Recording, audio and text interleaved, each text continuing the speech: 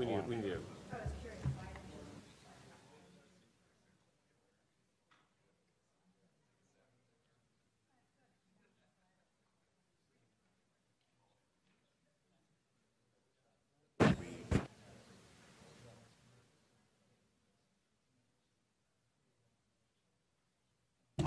As soon as Joe gets sat down. Gavel him in.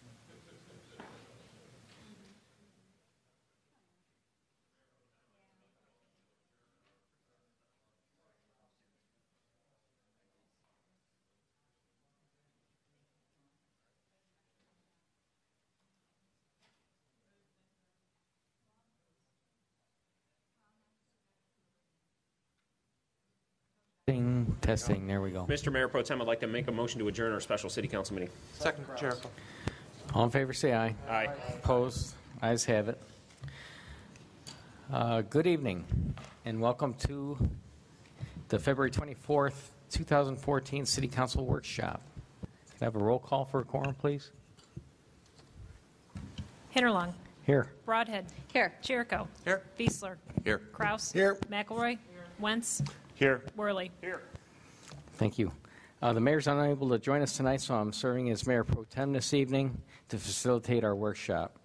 Tonight, we are scheduled to discuss the electric utility, its budget, CIP, and rates. I anticipate a good discussion focused on the state of this Naperville's electric utility and rate recommendations for the fiscal coming year. We also have carryover items from our last budget workshop related to the IT budget, central parking facility, and the mayor's compensation. Public testimony is typically not part of the city council workshops. However, the public is encouraged to speak at our regularly scheduled meetings. Now I'd like to turn the meeting over to our city manager, Doug Krieger. Doug? Thank you, Mr. Mayor Pro Tem. And if at this point, if the back room could shift us over to the PowerPoint.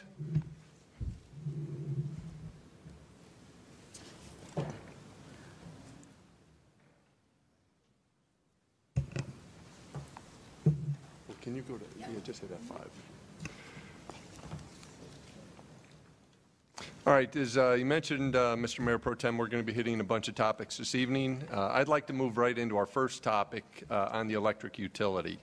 I'll be teaming with Marcy and Mark to present this topic. First off, I will provide some background information on where we have historically bought our electricity from, our most recent rate study, a market update for both the electricity market as well as natural gas, and then I'll turn things over to Mark, who will go over how we stack up versus other providers, including ComEd, municipal aggregation contracts, and power marketers. Mark will then update you on the IAC working group and the progress they have made to date. He will then cover Electric's revised operating budget and capital improvement plan. Finally, at least on this topic, Marcy will lead a discussion on both our recommendations related to the utility, as well as covering some rate options we've worked through. First off, why does Electric deserve its own workshop? Well, because we anticipate ending the year at a negative $14 million balance. Last year on April 30th, 2013, Electric had a positive $5 million balance. After getting through the summer, which was unusually mild, and that's bad in the electric business, it was apparent that things needed to change. Obviously, the first place we looked at was internally. We looked to operations to see what changes we can make, even if only temporary, to help the situation. What you will see tonight is an operational budget less than it's been in previous years. Actually, it's approximately the same as it was 6 or 7 years ago. On the CIP front, we made some reductions, but it was pretty obvious from Council that at our last workshop, Council wanted it stripped down even further. We can take a hint. We stripped it down even further. What you will see presented tonight will be a further reduced CIP that only includes projects that either restore or provide new service. The only exception to that is $100,000 for the completion of the continuous voltage regulation project. This is the smart grid component that was the largest portion of the savings out of the business case.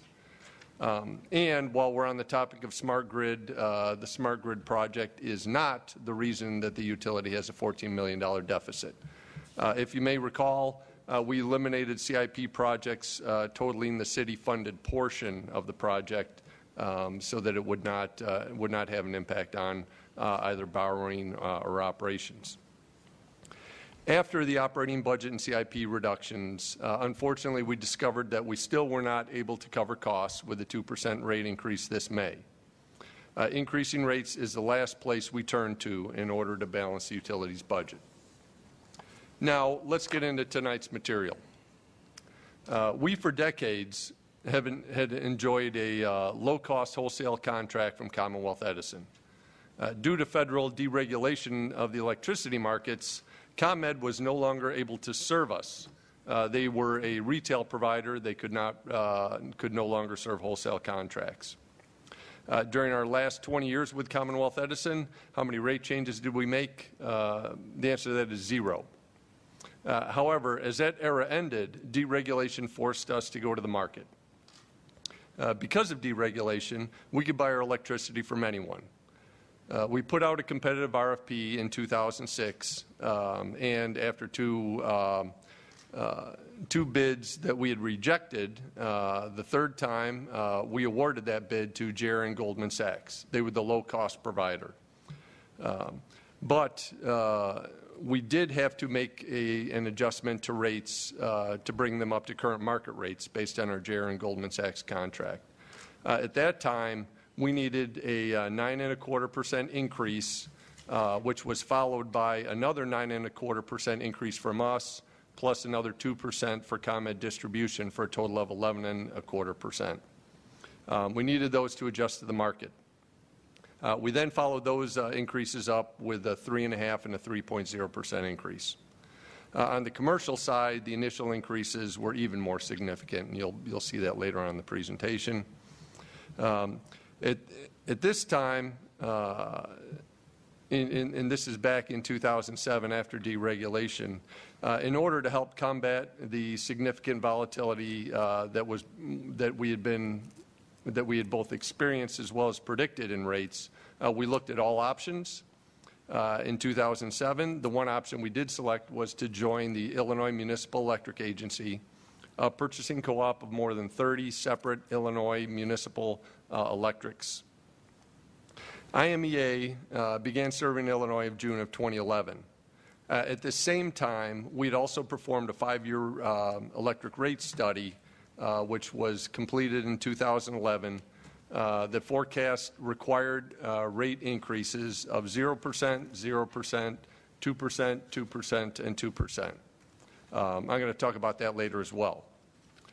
In joining IMEA, the city was looking for a long-term solution to provide reliable delivery of electricity at stable prices. After months of education and deliberation, we joined IMEA in January of 2007, noting that they would not begin serving us electricity until June of 2011. We're currently the largest member of IMEA, representing 36% of their energy usage, and some other local members of IMEA in the Chicagoland area would be St. Charles and Winnetka. One of the ways that IMEA provides stability in pricing is due to their diversification of energy sources. The slide that's up on the screen right now shows the various sources of electricity available to IMEA for their use. The largest portion is member generation at 25%. That would be, I guess, mustard yellow up there right now. This represents the diesel generation and also some gas turbine-fired generators that other members of IMEA hold. The second largest component are market purchases, and these are purchases that IMEA makes on behalf of the members. They typically make them in the day-ahead market, so they will basically reserve and lock in the prices day ahead of the actual purchase. The third largest piece at 19% is Prairie State. The Prairie State Energy Campus or Prairie State generator. IMEA made the investment in Prairie State as a result of Naperville joining. At the time we were looking at joining IMEA, they did not have enough generation, and generation is one of the hedges they use to minimize the market fluctuations. So based on us joining them, they entered into a purchase agreement for 15% interest in Prairie State.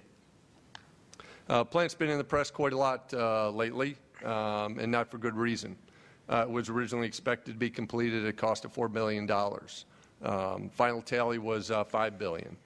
Also, there were some delays in getting the units online. Kind of finishing out the other major components of this chart, IMEA has an ownership interest in 2 other coal plants just outside of Louisville, Kentucky, called Trimble County 1 and 2. And then finally, they have a power supply agreement with Dynegy that was formerly Ameren to supplement their needed demand. And when pricing allows, basically meaning when pricing is high enough, allows IMEA to purchase and sell the unneeded electricity back into the market at a profit. On the renewables front, IMEA took a small position in the Lead DeKalb wind farm. Now to the rate study. What went wrong? The vast majority of assumptions used in the rate study were fairly accurate. The problem was that the single largest component, the component that represents approximately 80% of the utility's costs, is purchase power, and that did not pan out as the rate study envisioned. 2 main drivers here for this difference. The first was the cost of power during the rate study was between 9 and 16% below what it actually wound up being. And then secondly, our usage was less efficient than what the rate study had anticipated. We had anticipated a load factor of about 50%. It actually came in at 44%. I'll talk a little bit more about that later. What caused purchase power to be off? 3 main factors. First one was Prairie State, the initial cost being $5 billion instead of $4 billion. Second, the units came online later than we anticipated. Unit 1 was 6 months late, and Unit 2 was 10 months late. This delay also caused the generation availability to be less than expected, and that is basically the amount of time that the generator is actually running, producing electricity, and selling it into the grid. With generators, you will never get up to 100% because that means you're running them 24/7, 365. You need to bring them down for maintenance. You need to bring them down for minor repairs. But last year, we were expecting that Prairie State would have been running in the 75 to 80% range. It wound up finishing the year at 63%. Now, more recently, Prairie State has been running much better. For the last 3 months, it's been running in the low 80s. However, it's very important that we see this on a long-term basis to make sure that they've got the bugs worked out and that they can continue to produce power as we've anticipated it to. Doug, just a second. Do you want us, how do you want us to proceed? Do you want us to ask if something comes up and we can address it then or after you're done? However you'd like to do it. We can just take questions in the moment and then people won't forget them. Okay. Mr. Worley. Thank you, Mr. Mayor Pro Tem. Doug, can you go back to slide 3, or at least it's my page 3, where it says 2011 membership in IMEA planned rate increases in 00222. If we had done it exactly right, where would we be in those rate increases? Did we miss it by 1 or 2% on top of this, or did we miss it by like 10%? We absolutely did not miss it by 10%. I'm thinking that maybe 3's in there, Mark. So if we could have, what you're saying is we could have done a 00333. Well, no. If we would have started out with a couple of 3's, then we would be looking at probably either 2s or maybe 3s across the board. Okay. All right. So, and the reason I ask that is, rate study, we have another one coming up. We're looking into the crystal ball, so to speak, into the future. So if we miss it by 1%, this is the type of impact it has now to where we're... Because the electric utility is so large and our purchases are so big, I mean, you miss it by 1%, you've got $1 million problem. And if you compound those, basically if you have a couple of zeros and you were going to have 3s in there, obviously the first year is a 3, the second year compounded is going to be a $6 million problem. So it's the fine line of, do we try to keep rates as low as possible and hope that everything hits, or do we over-collect, because that's what it would have been had things held, and then have a bigger cash reserve? So just to point out that a 1% delta in this is a big deal. We didn't get it right, no doubt about it, but it's also could have been a lot worse. Councilman Fiesler. The entity that I focus on is IMEA, and we're their biggest customer. Yes, ma'am. How much influence do we have on their decisions on what their portfolio should be and what their how they hedge for variations, for example, in natural gas prices and the other fuels that make up the energy generating capacity that they have? There are two ways that those votes go, and I'll provide a little bit of history as well. IMEA, up until St. Charles had joined them to be served, had basically a one entity, one vote rule.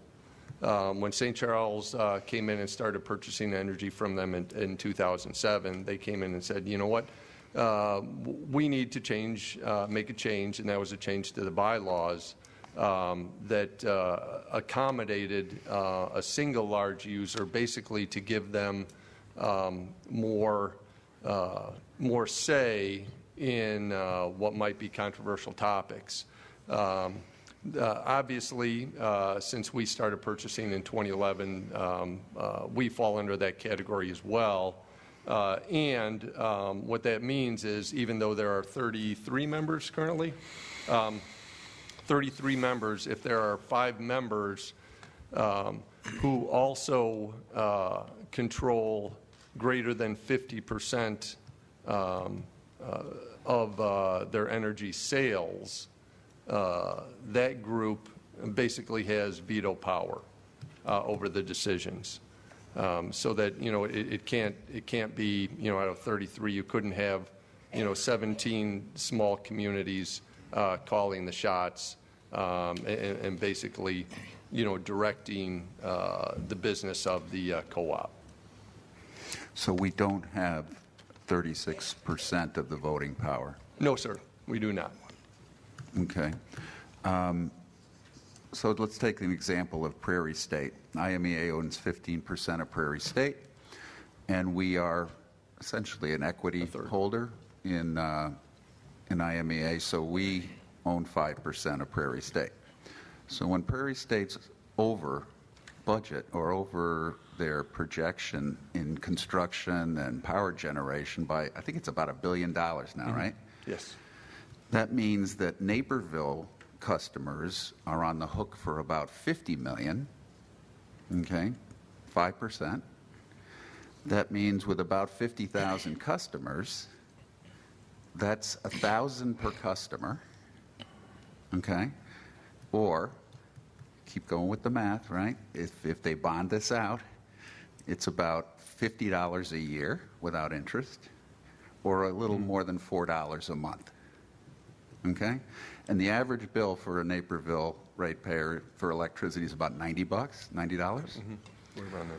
Okay, so everybody's paying $4 more for power because of Prairie State not coming in on their I'm sorry, $4 a month not coming in on as it was expected to. How much have we looked into the Prairie State overruns, and what can we point to as our contribution to trying to get our customers to understand why the $4 a month surcharge is one worth paying?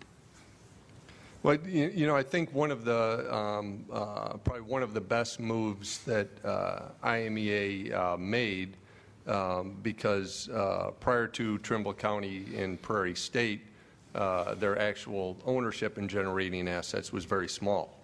After the Trimble County and Prairie State investments, generation became very, very key to IMEA. And I think one of the great moves they made was the hire of someone, actually their president right now, who has significant experience in generating assets and operating generating assets. We've been a member for about 7 years.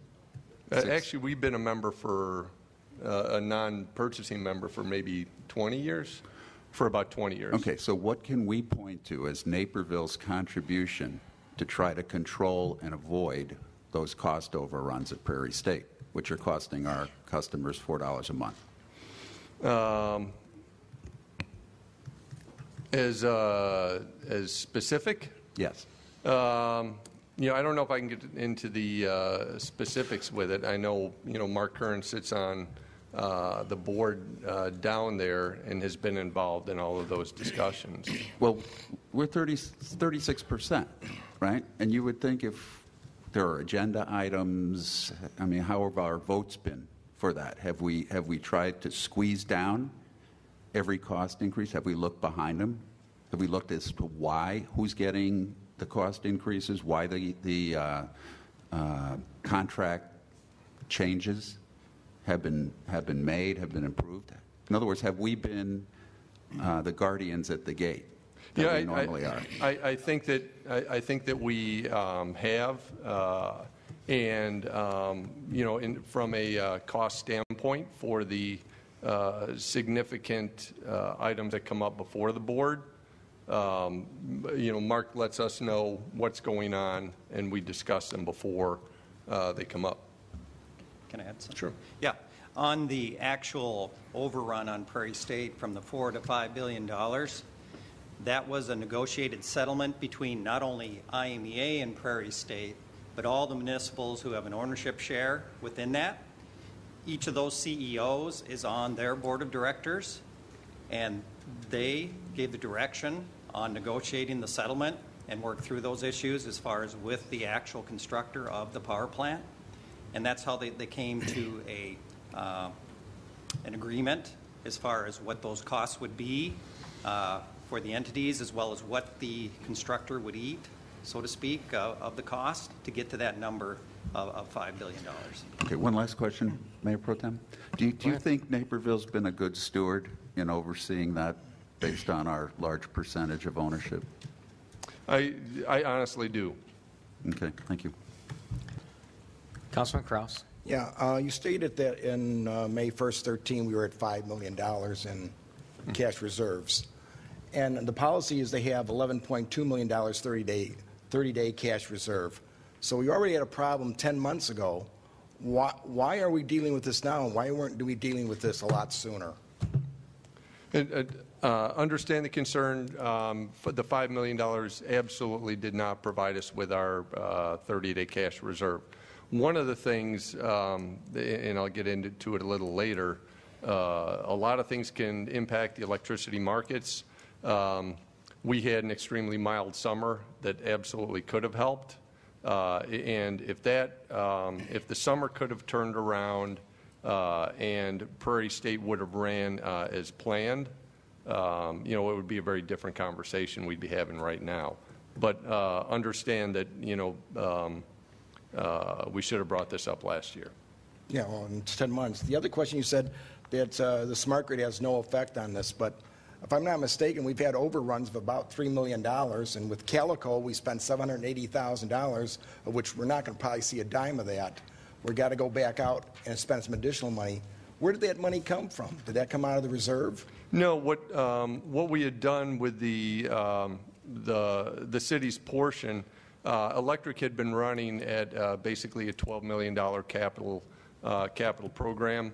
The smart grid opportunity came up, and instead of saying, hey, we're going to do our normal plan, plus we're going to do smart grid, we reduced the amount of capital we would do to accommodate, back then it was the $11 million component for the smart grid. So it came out of the reserve or didn't come out of the reserve? It's not... Where did the cash come from? Did we bond out for it, or did we take it out of that reserve? It's the policy of the council. We had done a partial bonding for that, but cash is fungible. So what it was saying was that had smart grid never come along, we would not have had $12 million extra dollars. But the thing is, we went and bonded for part of our operation, which is not a good policy to borrow. Never a good policy to bond for operations. However, I very much would view that as a capital item and not part of operations. Disagree. Thank you. Councilman Worley. A couple of points. To build a little bit on what Bob was saying about IMEA, everybody that's a member of IMEA is getting hit with these rates. Yes. St. Charles, Winnetka, we can pick on Redbud, Carmi, all these agencies are getting hit. Most of them have on their bill basically what I'll call it is a slush fund, is, oh, we missed the rate, so we're just going to add on your bill this amount, and people don't even realize it, and they pay it. We don't operate that way, and nor should we. But to Bob's point of IMEA oversight, we need to be doing as a city a much better job, and I would reach out to the Winnetkas of the world, the St. Charleses of the world, and say as a membership group, all of us need to be paying a little bit better attention here. I don't hear any uprisings about rates in St. Charles and Winnetka because, quite honestly, I don't think they have this much transparency in what they're doing. This isn't good news, but we're at least willing to face up and address it. What are we doing proactively to reach out to Winnetka and St. Charles? Because between us three, we are the three largest players in IMEA. I don't think we should own the board, but they should hear us loud and clear when we speak. What are we doing there? Actually, we had representatives from both St. Charles and Winnetka in last week. I don't know if it was on Wednesday to talk about the IMEA, the year they had in 2013, and basically what we need to do moving forward. And were they willing to work with us as Absolutely. partners? Okay. Absolutely. They, and just point of reference and point of clarification, our rates beat Winnetka's and they beat St. Charles. They're feeling the pain. And are they running in a deficit like this? Yes, they are. Now, obviously, they are smaller utilities, so the number isn't as significant. But proportionally, actually running very similar to where we are. Okay. As far as the $3 million and overruns, we bought additional hardware, software, so we're playing a word game here. Those were additional purchases that we made for additional services. So let's be clear there. Calico, no doubt about it. That was one vendor out of I forget how many that they can't deliver. We do have bonds and insurance that we can go after. So I do think we will see something there. Would I prefer that Calico not have happened? Absolutely. But it's not a $0 sum, in my opinion, because we do have some intellectual property, and there are assurances behind our contract with Calico. Even if they, as individuals, go out of business, there are things available to us to get some recourse with. No other speakers. You can continue. All right. Let's see. Right study. With the topic we left off on was what happened with rates, particularly purchase power. We talked about Prairie State. talk a little bit about our load factor. Finally, energy markets. They worked against us. Natural gas, electricity, both worked against us. IMEA has more generation than they actually need at this point in time, so they're basically a net generator. If you're a net generator, or basically you're selling more into the market than you're buying, higher prices are actually good for you. Over the last 3 years, prices for both natural gas as well as electricity have been historically very low, and that was true up until about 3 months ago in December when they started to turn. And what that does, it eliminates the profit if you are a net generator. What you'll see up on the screen right now is about a decade's worth of history on natural gas prices. Gas prices are very volatile. Why do we track natural gas? Because electricity prices track natural gas pricing. Why is that? Because gas-fired generators, under most conditions, set the price for electricity. They've been very volatile over the last decade, as you can see. You'll see the current recent spike up. But if you look at kind of the low period of that graph, you will see that that really covers kind of the last 3-year period, lowest prices of the decade. Natural gas prices isn't the only component that impacts electricity prices. Weather plays a definite role. Worse weather, the higher the prices. Whether it's Arctic vortex that we've had a couple of this year, or a significant summer heat wave. Both of those will cause electricity prices to increase. Last summer was unusually mild. Great to be outside, but bad from an electric utility standpoint. You just don't sell as much. Government plays a role in regulating the electricity markets as well as pricing. 2016, there are new regulations that are going to be put in place that will apply to all generators of electricity. I can tell you that Prairie State is already 100% compliant with the 2016 regulations, as is Trimble County 2. Trimble County 1 requires a small modification to be compliant, but for a lot of the older generators, the cost of compliance is so significant that we expect some of them, just from a simple cost-benefit analysis, to stop producing power just because it's not cost-effective for it. Finally, capacity costs. These are costs that the grid charges for the availability of electricity, and they're increasing significantly beginning June 1st of 2014. There'll be another increase for June 1st of 2015, but less significant. If these are charged to all customers, why don't they impact us? We do pay higher capacity charges, but because IMEA also owns generation, these dollars are paid to the grid, and then they're paid back to the generators, such as Prairie State and Trimble County. So net, it's kind of a pass-through and does not impact us. Now I'd like to turn things over to Mark. Excuse me a second. Yeah, I was just going to interrupt you before you got to Mark. Just we have a few more questions up here. Councilman Fiesler. Yeah, just to, I hope this doesn't go out of context, but let's understand that IMEA doesn't generate power that we buy, okay? Right. We don't run an extension cord down to the Prairie State plant. We derive energy from a different grid, but since electricity is fungible, whatever Prairie State puts into its grid in southern Illinois, we get credit for up here. Okay, so that's kind of a truism that when we're talking about all this stuff happening in southern Illinois, it's because we're players in the market as a municipality. I guess I quarrel with your first word here, uncontrollable.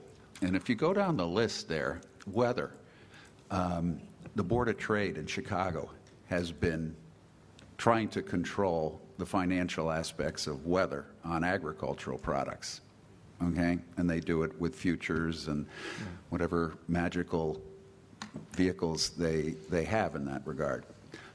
Natural gas, another commodity that fluctuates that you can hedge, okay? Government regulation, I mean, who hasn't seen that coming? Okay, so for anybody to gripe about, oh, you know, how onerous it is, it's headed in that direction. I mean, got to remove where emissions are top of mind for the EPA and so forth. And then capacity costs. Okay, it looks like we've done something to shield IMEA from that kind of cost. But what puzzles me is IMEA, since IMEA is in the business of selling electricity, what are their hedging mechanisms? What mechanisms do they have that were probably like Goldman Sachs used to use with us to try to keep a predictability or at least control for extremes of fluctuations? Actually, they've got a few. The Dynegy contract that they have. They have one contract that ends, and then the new one restarts. With the new one, they put a put option in it. It's not, hey, we'll take electricity at this price. They put a put option in it so that in terms of depending on the market, if market prices are less than their Dynegy contract, obviously they'll be buying on the market. If they are greater, they will purchase the whole thing. But with the put option, they're under no obligation to basically purchase it from Dynegy unless it's financially advantageous to them. They also work in the day-ahead market. They try to keep away from specific spot pricing, typically because it's usually a little more pricey. And a lot of what they do from an analysis standpoint is predicting their total load profile so that they can take the most cost-effective components of kind of base load, intermediate load, and peak load to minimize the cost of the total portfolio that they're purchasing for that day. Can I ask one follow-up, Mayor Pro Tem? Yep. Our Goldman Sachs contract was a fixed price. I think it's 10.5 cents per kilowatt hour. Right? Yes, we paid based on megawatt hour, and what they had done. I don't know how much at risk they had, but I'm assuming that they went out into the futures market to make their purchases. Right. So all the masters of the universe in Wall Street with their headphones and their multiple screens were able to do a lot of the hedging where they thought they would make a delta. In other words, they could buy power at less than they were selling it to us and keep the difference. It seems like that is a process that a lot of very smart people have down pretty well. Is IMEA in that kind of company that they have? I mean, are they known for their expertise, and do we have confidence in their expertise to run the finances the way others seem to be able to do? Because 5 years Goldman Sachs just held it at that one price, right? No, they. I think it had. It actually, it actually fluctuated on a quarterly basis. So every 3 months we had a different price, whether it was summer, the shoulder months in the fall or spring, or the winter. How much of a band was it in? Was it a 15% fluctuation like we're looking at here? It was probably from the mid-50s in the shoulder months to the mid-60s in the summer and winter months. What does that mean, mid-50s? It would go up? $55 per megawatt hour to about $65 in the summer or the winter. So about a 15 to 20% swing on those the shoulder months versus the summer and the winter quarters.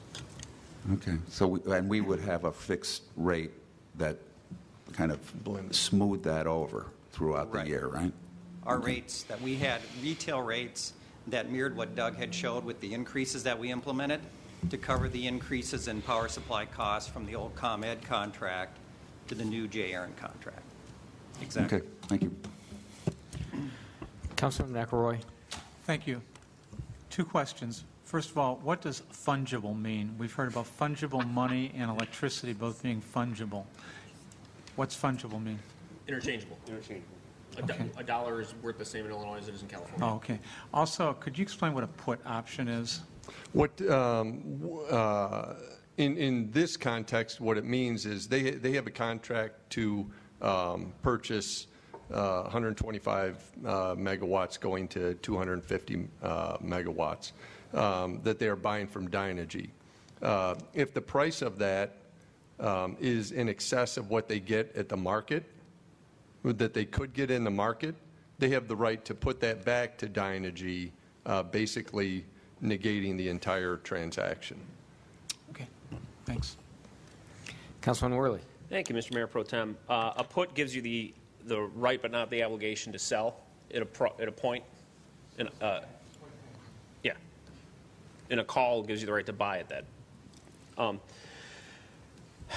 I would have read this slide right here, uncontrollable factors influencing cost of power. I would have retitled this, and I would have called it volatility factors influencing cost of power. The main reason we entered IMEA was volatility. I don't want my power bill on 1 month to be $100 and the next month it to be $300. I want to know within a relatively certain band of what my power bill is going to be. When you start to look at weather and natural gas and government regulation and capacity costs, volatility goes crazy.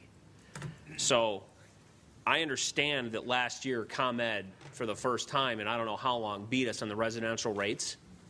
But looking forward, I still think IMEA was a wise and sound investment, and I stand by it because I know the volatility. I know that we can address these things based on some of the strategies or the strategies we have in place through IMEA. Doug, talk to me a little bit about these sweetheart deals that people were able to get by going out into the open market and buying their own power. Are those still out there now? Can you go out there and get these deals today? You can't get the same deals you were looking at last year or 2 years ago. Why is that? The reason for that is the power marketers who were making a lot of money for the last couple of years had been buying futures contracts 2 years ago. The futures contracts were at historically low prices, so they were able to basically lock in a low rate over the contract periods. Now, as people have been renewing these contracts, prices have already started to increase. They actually started last summer just because the uncertainty has gotten so large that the market had priced in a significant amount of risk.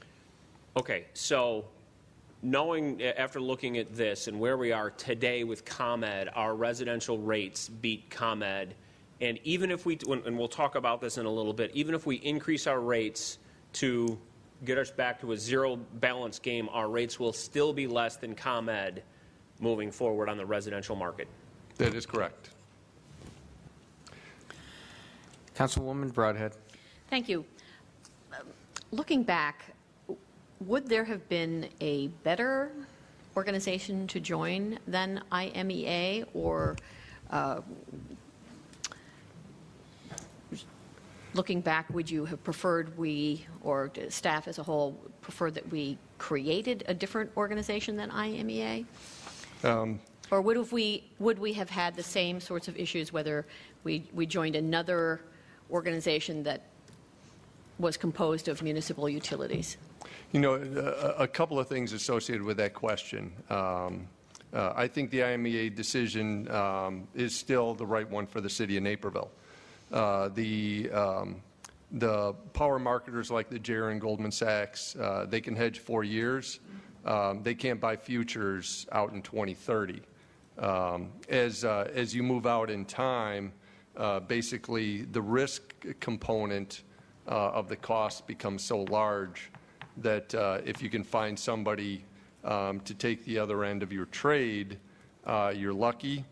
But really the furthest you could really go out is about 4 years. And that's really why you saw most of the power marketer contracts in kind of like the 2 to 3 year range. They could, they could make kind of a cheap bet, lock in those prices with the short-term futures because the longer-term futures were very, very expensive, if at all available.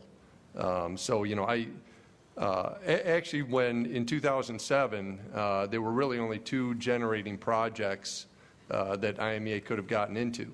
One of those was Prairie State. The other one was a gas sequestration project in, Taylorville? The Prairie State project, despite its hiccups, its cost overrun, and delays, is up and running electricity and generating electricity. The Taylorville project got abandoned. It's from a generation standpoint, because it's so capital intensive, you don't have a lot of options if you want to hedge by kind of vertically integrating and having an interest in generation. Councilman Wentz. Thank you, Mayor Pro Tem. Oftentimes we look from a comparative analysis of our neighbors to the west and our neighbors to the south to see where we are. Where are we in comparison to, say, Aurora and Joliet, and as far as who they're going through and what kind of predicament are they in going forward? I presume they're with ComEd right now, correct? That's correct. They're both with ComEd. Okay. First off, I'd like to say it's a good thing we didn't have this workshop in December because I couldn't make the statement I'm going to make right now. We're cheaper than our neighbors to the west, to the south, to the east, or to the north. On January 1st, ComEd had their ICC rate increase approved and went into place January 1, and that once again made us cheaper than ComEd. They have another rate increase in June? As a matter of fact, they do. Okay, Mark, if you'd like to take over now, I'm through with any questions up here. Okay. Thank you very much, Mayor Pro Tem and City Council members. This first slide talks about reliability, and Naperville is a leader in reliability. We are the best in terms of reliability when comparing ourselves with other utilities in the area based on the System Average Interruptible Duration Index, which is the average number of minutes each customer can expect to be without power annually. We have a self-healing network with the system improvements we have made to enhance reliability, and it is shown in our comparison with the other utilities there. On the comparison with ComEd on the residential side, Naperville rates have been lower than ComEd. For all of the last 50 years, except for the last 12 to 18 months, we have been slightly above ComEd.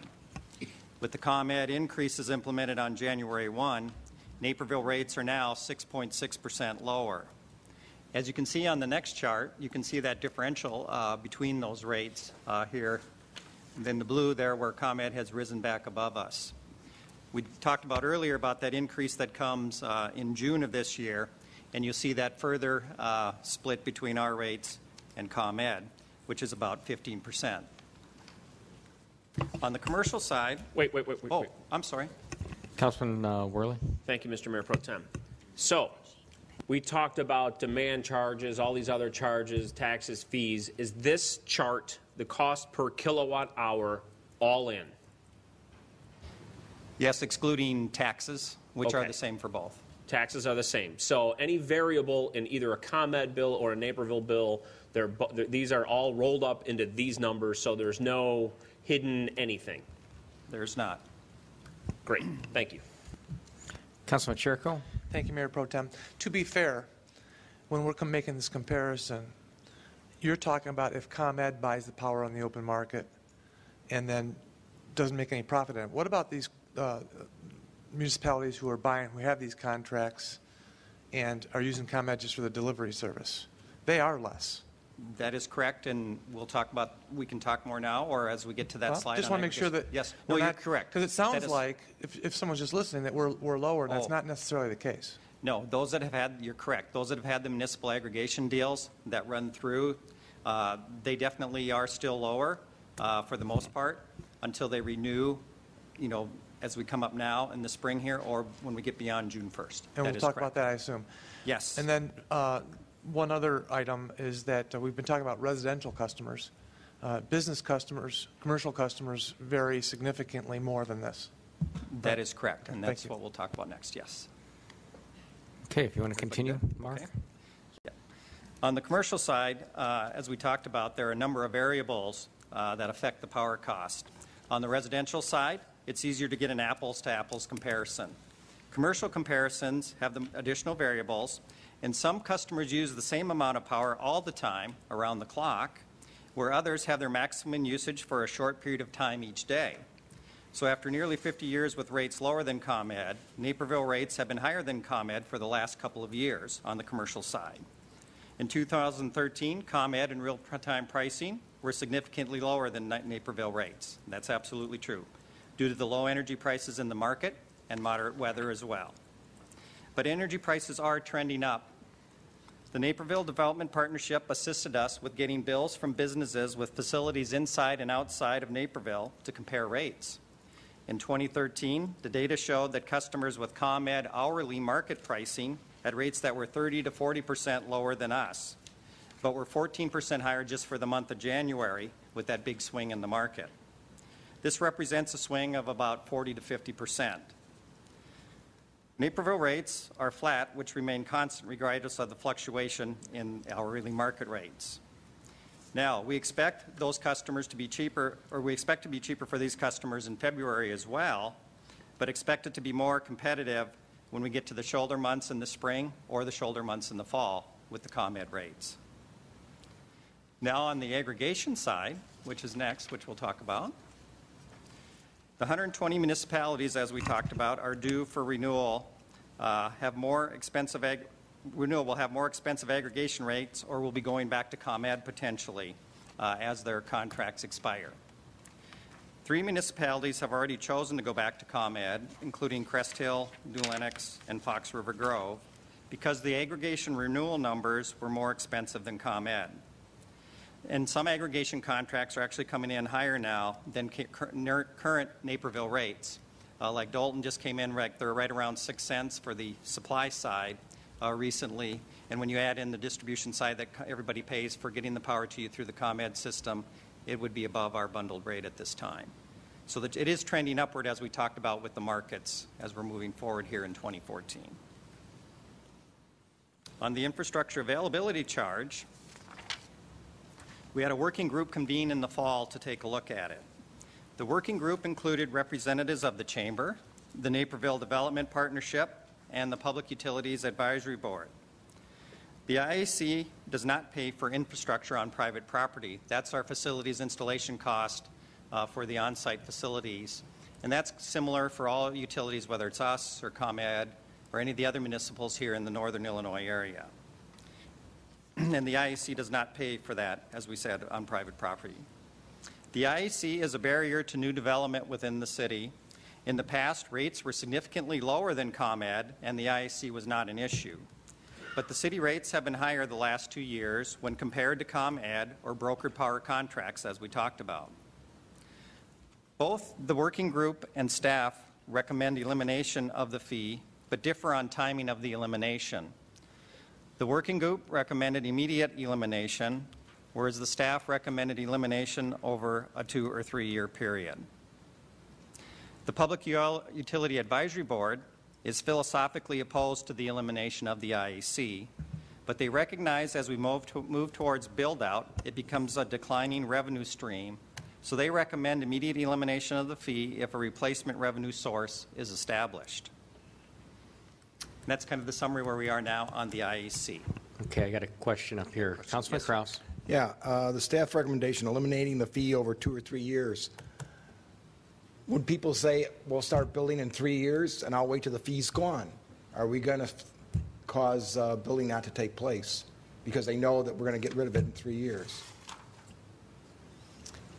That will have to be a business decision based on each development, on when they move forward with their process to put in their facilities. Well, let's use an example. iFly, if they knew it's going to come in 3 years, would they start building now, or would they wait 3 years?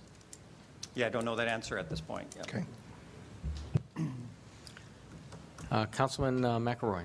Thank you. I guess I would just as soon we not try to find out the answer, and unless the staff can give us a really good reason why it should be feathered in over 2 or 3 years, I think we should just eliminate it now. Mark, is there some reason that electric wants to feather it in for 2 years, or is it more of a legal issue? Well, we discussed it, and it's from a legal standpoint, we felt like it was better to do it over a 2 to 3 year period as we're declining in the amount of revenues that are coming in through the fee, and we're getting closer to the build-out time frame. Okay, again, unless there's something really compelling from the legal point of view, I think we should just get rid of it ASAP. Councilman Worley. It would have to be really compelling from a legal standpoint because, to Councilman Krause's point, he's spot on. If I'm going to do a major development and I know I can wait 2 years and it's going to save me $300,000, guess what? I'm going to wait, or I'm going to petition this council. And sorry, but we kind of are known to, acquiesce at times like that. So it needs to go away now. And if that puts a $1.2 million hole, we need to find a different way to fund that, or, yeah. Councilman Krause. Yeah, but the Public Utility Advisory Board has no problem getting rid of it, but you need to replace that $1.2 million, because we're already in a hole that's just going to make us in a deeper hole. So we're not solving a problem, we're creating a problem. And it looks like we're going to be discussing that coming up here. So, Councilman Chirico, just keep that in mind. Well, then I'll just do a quick follow-up on that the reason that we need to get rid of it is because this is an exclusive fee that only Naperville charges. So we're losing commercial business every day because of it being in place, and so it's got to go. So thank you.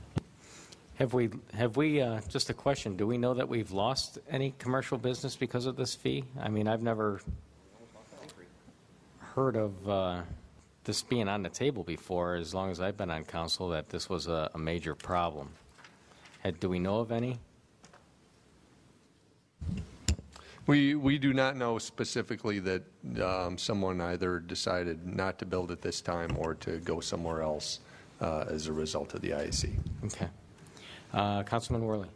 What about the bakery? We had to work hard and table this item so that they could go forward. Is that not correct? The bakery is still kind of hanging out there in the works. One of their bigger issues related to our service rules and requirements.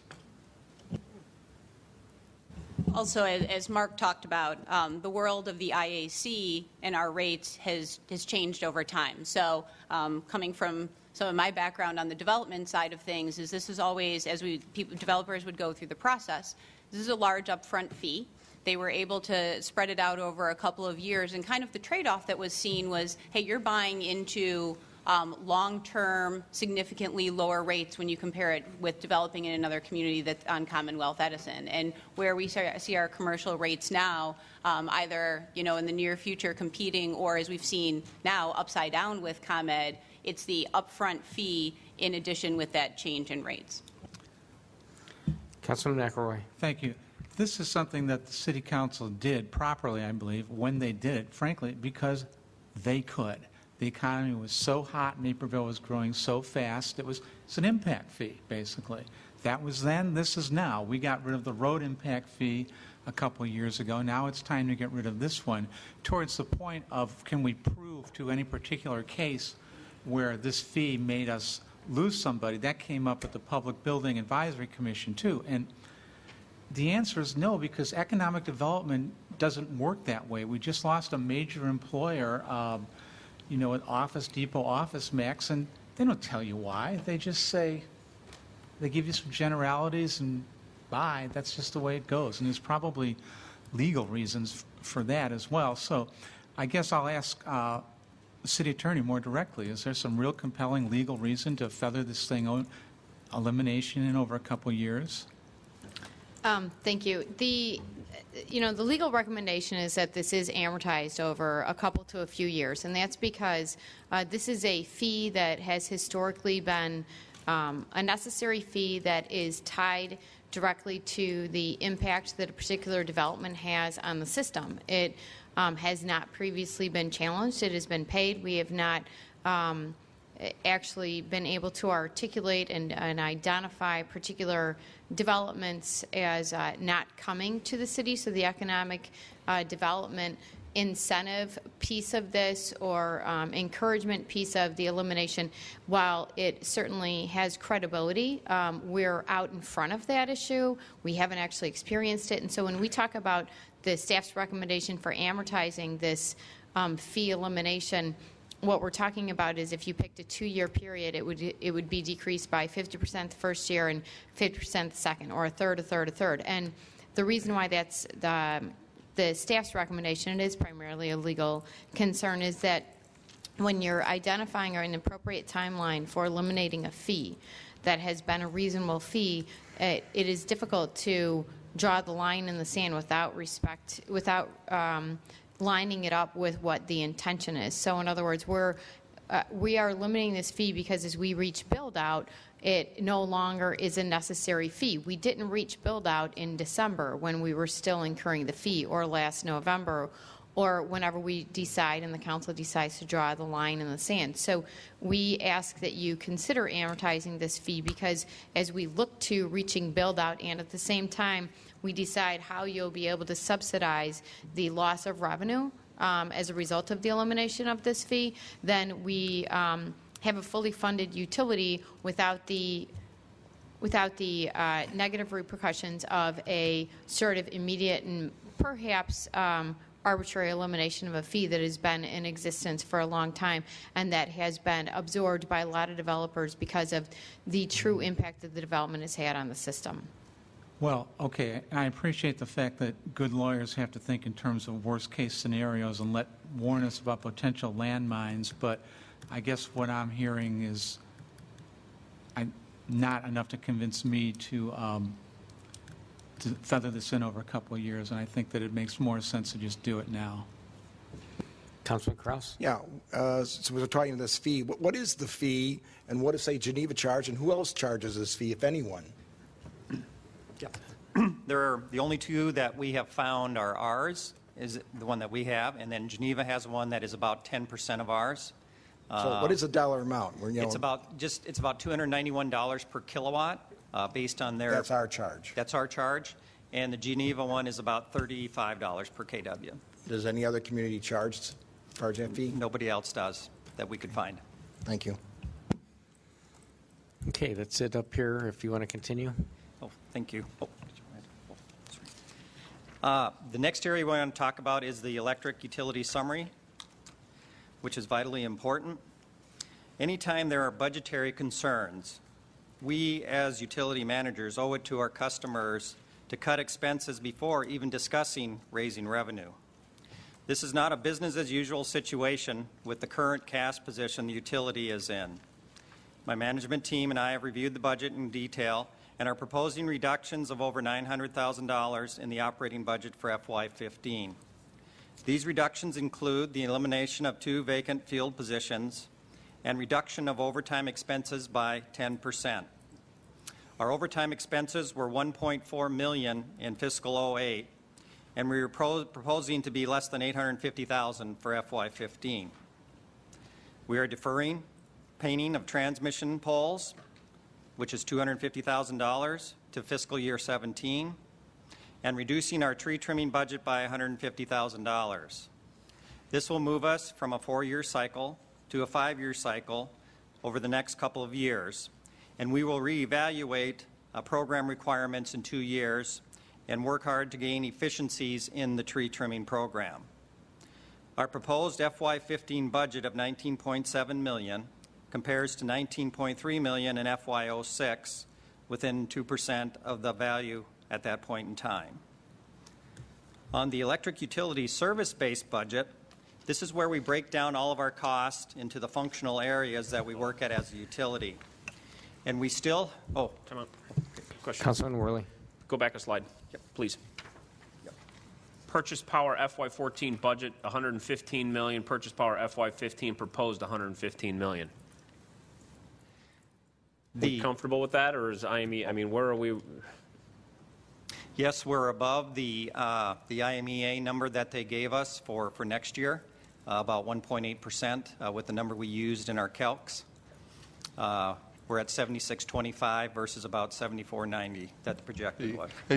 I think the question might have more to do with the FY14 budget. That is budget as revised. Obviously, that. Okay. All right. Thank you. Okay. Sorry about that. Got it. Okay, if you want to continue. Okay. Thank you, Mr. Mayor Pro Tem. On the electric utility service-based budget, we divide our costs into the functional areas that we spend our funds on to provide service to our customers. And some of the main areas that we have in here are, of course, our underground maintenance and operations, which is about 42% of our costs.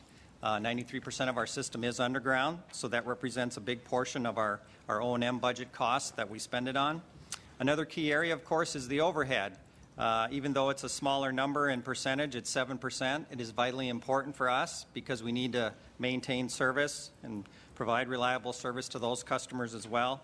So those are two of the key areas, as well as on our substation operation and maintenance, which is about 11% of the budget, to make sure that all of our substations are in good shape to serve all of the customers on a regular basis. So those are some of the key areas in the pie, and we've been looking at it on these functional categories for a number of years.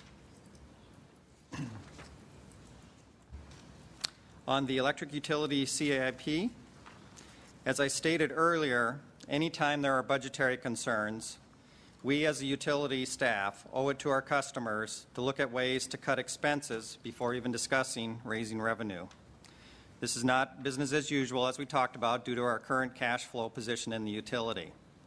For FY15 and FY16, we have reduced our CIP to only include projects that support new development, system repairs and replacements due to failures, utility relocations for projects such as Route 59, and implementation of the conservation reduction program, voltage reduction program, which is $100,000 in this budget. We have eliminated $6.7 million out of the CIP budget for FY15 and FY16 that was reviewed by Council on January 27. And between the operating and CIP budgets, my management team has eliminated $7.6 million of spending, or 18% of controllable costs for FY15 and FY16. We completed a validation study, CIP, in 2006 to determine the appropriate level of funding for the CIP budget, which was $12 million per year at that time. In the summer of 2015, we will complete another study to determine the appropriate level of annual spending for our CIP to be implemented in FY17. At this time, I'd be happy to talk about any of the individual sheets or projects if you'd like to, or we can do it at a later time. Councilman Kraus. One of the things, and I don't see it here, was $400,000 for cameras for all the substations.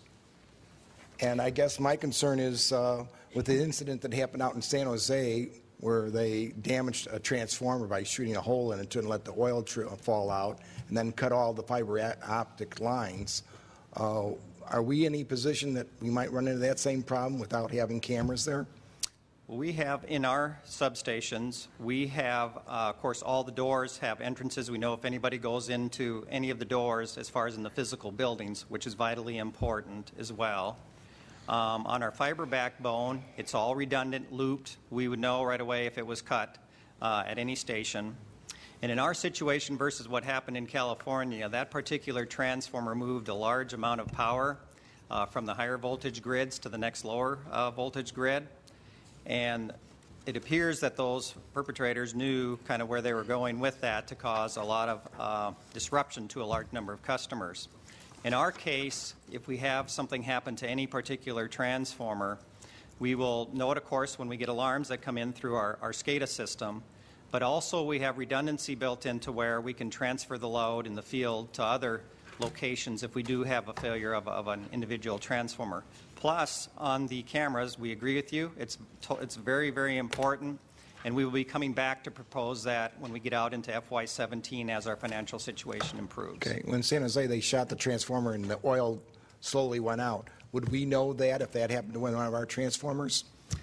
Or not till it's too late and the transformer's burnt up? We have oil level alarms on the transformers, and would get those alarms in, depending on how big the hole is and how fast it leaks, would of course affect the timing for us to get a person out there to investigate the leak, to know whether or not we would have a problem where it would actually trip the transformer out. Okay, thank you. Councilman Fiesler.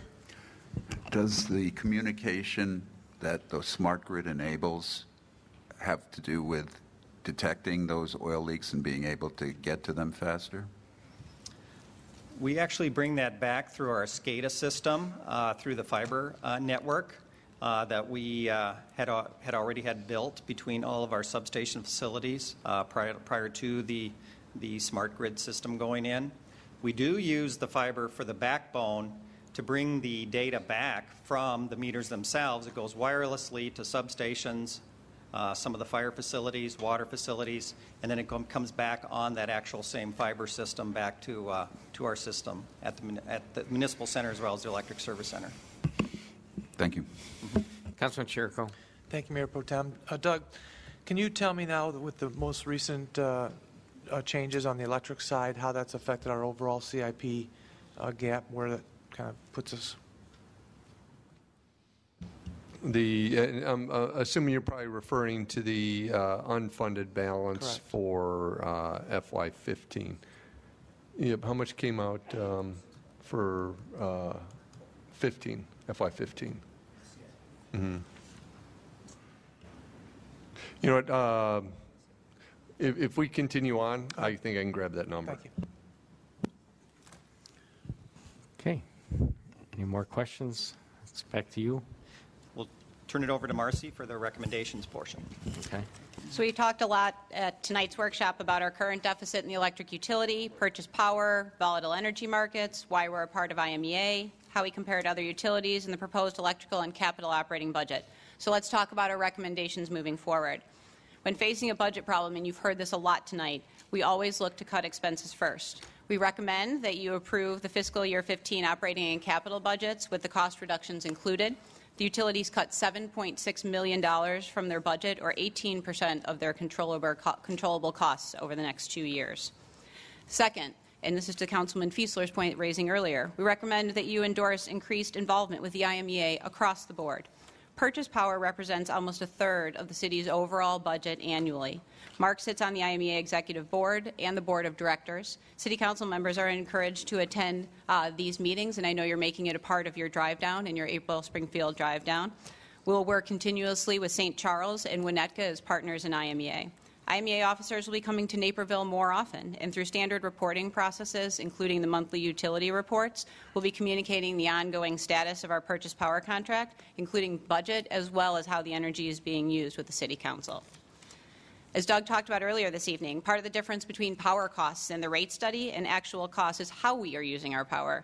We have higher peaks than expected, and our non-peak usage is lower than expected. What can we do about that? If we can lower the peaks, we can lower the overall cost to the customer as well as to the utility. The top 20 electric customers in the city use 25% of the electric of the entire community. They also comprise 25% of the peak charges that are paid. If a few of these customers can reduce their peaks by shifting some of their operations to non-peak times, both the utility and the customer can save money. Therefore, we're recommending that the City Council approve the implementation of time of use rates for the city's largest 20 largest electrical customers. In addition, the utility will work with all businesses and residents on efforts to modify operations to save on their energy bills. Keep going. Councilman Worley. Kraus. Okay. No, you're first. Oh, You're all right, first. thank you. Time of use rates for our 20 largest customers. I assume Edward Hospital is one of our largest customers. I don't see them really shifting stuff. But give me some examples of dollars saved here. I mean, are some of these customers seeking time of use rates, or is this going to be a non-event to most of them? Some of them, of course, like Edward Hospital, will probably not want to go on time of use rates because their business is 24/7. But there are some customers in that group that may be able to look at it, like those that have lines that they run. Are they running 24/7 now? Can they shift some to evening, shift some of that peak demand usage to off hours? And they could potentially save enough dollars to make it go for them. And we've had informal discussions in the past about different ones who said that they would definitely want to look at it and determine if it would be beneficial for them that are in this group. Okay. If we can get some feedback as we start to roll this out to them, wins, losses, successes, failures. Thanks. Councilman Kraus. If they go to time use, will it cover the costs of the electric we're buying, or is the residential customers going to end up paying or subsidizing? Nope, it absolutely covers their cost if they're on time of use based on what peaks they hit during the day. If they still have some load that stays on in those critical peak and on-peak times, they'll still have to pay those demand charges, but they won't have to pay them for any of the off-peak hours, and they'll be able to get a much lower energy rate because we're buying energy basically at the same rate from the IMEA 24/7 on the energy side. So it's avoiding that demand hit for causing that peak demand, which helps save them money, and then it helps flatten our load curve as well for the overall good of the utility. I mean, as Guy says, it's not only the 20 largest customers, but most of them that I know run 24 hours a day. Nabisco out there, they're making Triscuits 24 hours a day, 7 days a week. Phoenix Closures making plastic lids 24/7. Right. So I don't see how that's going to affect them, particularly the top 20. I mean, it sounds good, but I don't think that's going to happen because they can't adjust their business. There's some others in there that may be able to do some things with cooling for parts of their building, do some things in off-peak hours where it'll help save for use on the peak times, like with air conditioning load and that. There's some different ways they can look at that as well. Once they know those rates are implemented and we've got them from here on out, then they can do the analysis to see if it may be advantageous for their business to use them. And we'll help them with that process to analyze the data. I'd imagine BP would probably be one of those examples. Councilwoman Broadhead. Thanks. Mark, could you get us some information perhaps about time of use that would explain a little bit more? I think sometimes when we think of it, it means that things have to run from midnight to 5 a.m. to be an advantage. But my understanding is sometimes you just need to do a shift of a couple hours here and there, that it isn't necessarily mean you need to have your office or your production at a time that would be difficult for your employees to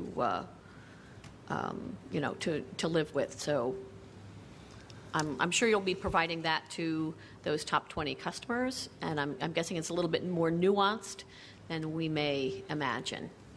Yeah, we'll gladly provide some of that information that shows the different time periods for that. And actually, the off-peak times would be all the way through the morning to noon each day. So but we'll provide some additional information on that for the council. Absolutely. Councilman McElroy. Thank you. Regarding the proposal for increased participation in IMEA, in which we are 36%, is that correct?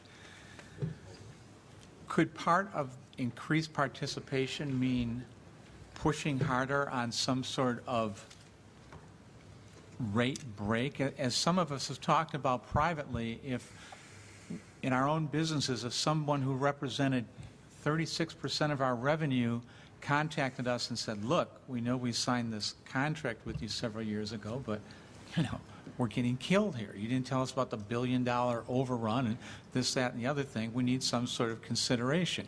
I understand that the contract is written pretty tight, but isn't there some way that we can renegotiate the terms? Terms could always be renegotiated. With respect to IMEA, I don't think that it makes sense that we get a break that would be funded, basically 1/3 by us and 2/3 by the other folks. One of the things that we do monitor very closely with them is to see if they are sitting on cash. If they had excess cash, one of the things they could do would be to transfer that to basically kind of like a rate stabilization fund, to say, hey, if you have a temporary hiccup, we're going to eat into this cash balance and charge the members less. They are currently below what the bond house ratings agencies have recommended to them in terms of a cash balance. Actually very similar to ourselves. And that's why we're not proposing that they cut us a break with cash because they don't have any excess cash right now. Okay, and I guess that leads me to my other concern, and that's about so we're basically stuck in the contract, and that's the length of the contract. We have, 24 years left, something like that, and I understand that, you folks were not in your present positions when this was signed in 2007, but maybe the councilmen who were on at the time can explain why we needed to get in such a lengthy agreement. That's the part, frankly, that I don't understand. Actually, Councilman Kraus was here, and he's up next. Yeah, I mean, it's not like the parking meter thing in Chicago, but what we are basically doing is try to stabilize the rates and go out long term. That was the whole thing that's going to say, this is what we're going to do, stabilize rates. And that's what we, were told is going to happen, stabilize the rates. And that was probably the main reason. So I don't know if that answers your question, but that was the main thing. Because when we were at Commonwealth Edison, we had the same rate, I think, for 20 years. The same rate, never changed. And then we had, we left them and went to Goldman Sachs, and then we went with IMEA. So my question was, how many of the 20, plus there might be other ones, have their own generators? 2 of them do. BP and Nelco both have their own generators at this time. Okay, and do they use their generators during the peak times? They do for the most part. They run 24/7 if they're not having issues with their units. They like to run them because they use the heat as well for other operations in their facilities. In the winter. Okay, and what they don't use, they put back onto the grid, which we then credit them? We do. Okay, what is the likelihood of other, say, the top 20 other ones doing the same thing, adding their own generators? And what effect would that have? If they wanted to become a co-generator, we'd have to negotiate a contract, which the council would have to approve with each of them to put a co-generation unit on the system. So we would have to agree on terms on how that would be put in and how they could buy and sell and that kind of thing. Okay, thank you. Councilman Cherico? Thank you, Mayor Pro Tem. As a follow-up, my understanding is these units will, in the wintertime, run their system sometimes 24/7 because they can make use of the heat runoff. Correct. But it doesn't always make sense for them to run it in the summertime.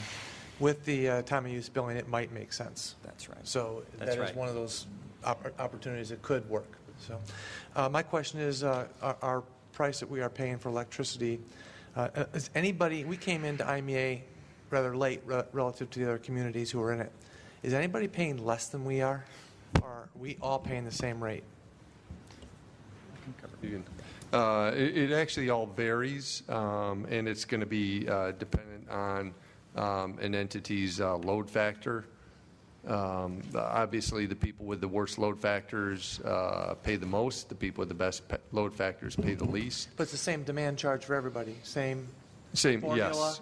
Same yes. price points. We pay different based on our usage, but it's the same formula. Correct. And rates. We have been right about the median in terms of total rate that we pay when compared to the other municipalities. All right, thank you.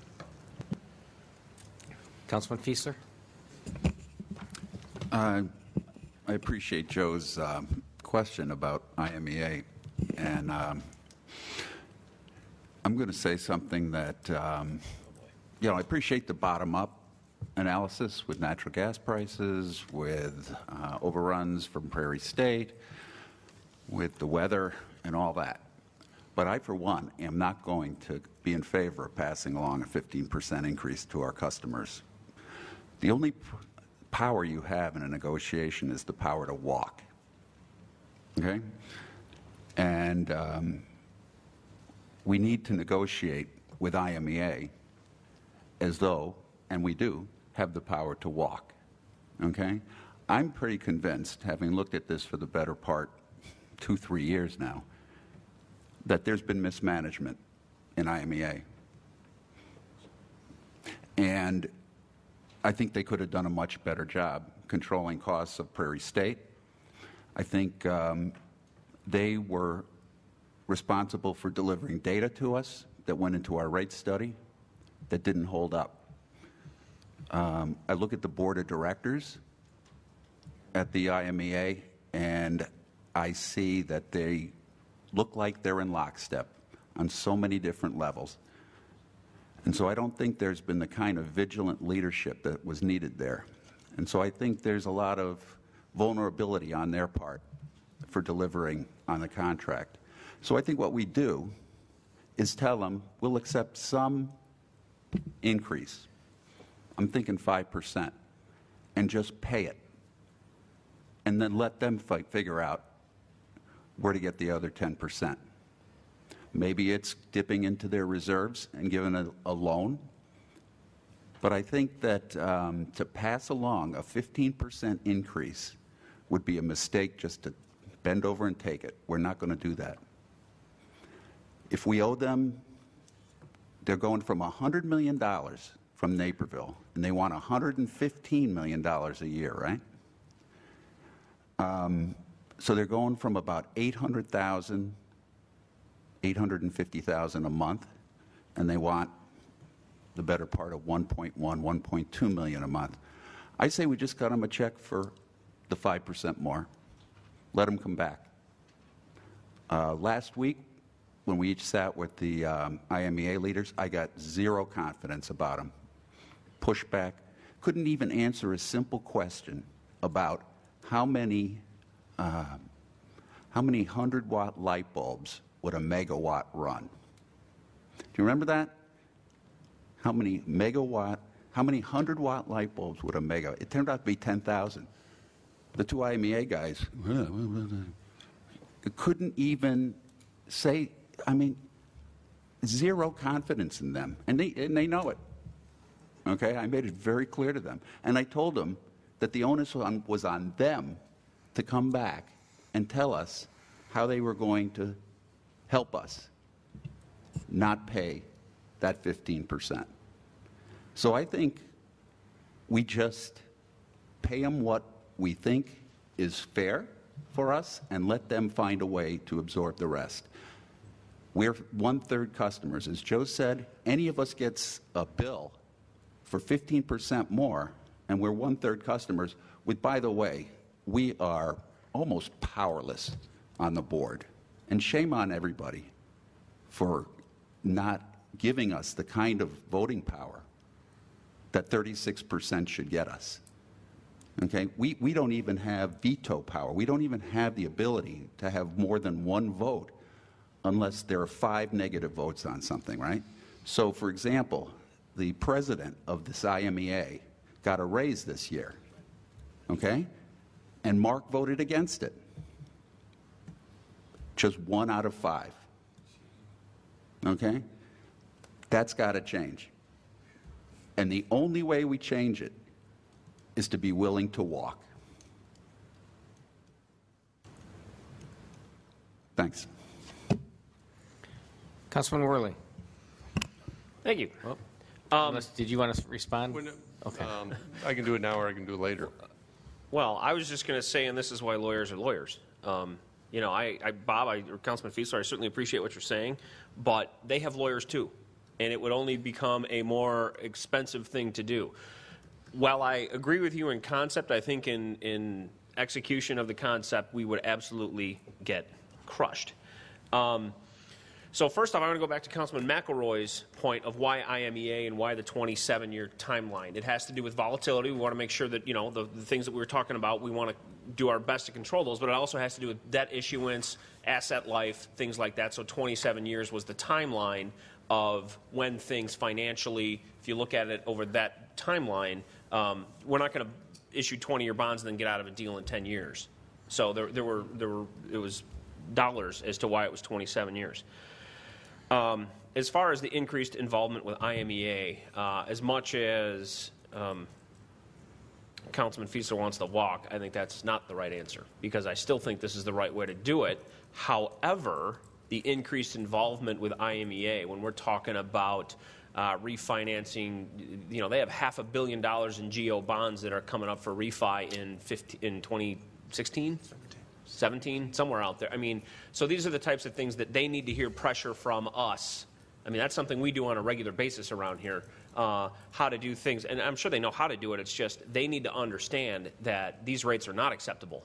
And we are watching. And by the way, we are reaching out with Winnetka in St. Charles and anybody else we can get to let that board know, whether they're the mayors of Carmi, Illinois, or I don't know where they're, you know, who they are or where they're from, but it might not be that big of a problem to you, but to us, it's $100 million plus a year that we buy in electrons. Absolutely correct that we're going to look at this every chance we can. And if IMEA doesn't like the pressure, well, then we put on more, because we need to get this to where they understand the importance to us, because we are their largest customer. If they want to just blow it off and say, hey, you know, here's this guy that makes $300,000 a year and they gave him a 5% raise. Are you kidding me? Mm-hmm. Seriously? Wow. When I heard that, I'm like, he's done. That makes no sense to me. If you don't hit your targets and, oh, by the way, we're going to give you a 5-point raise.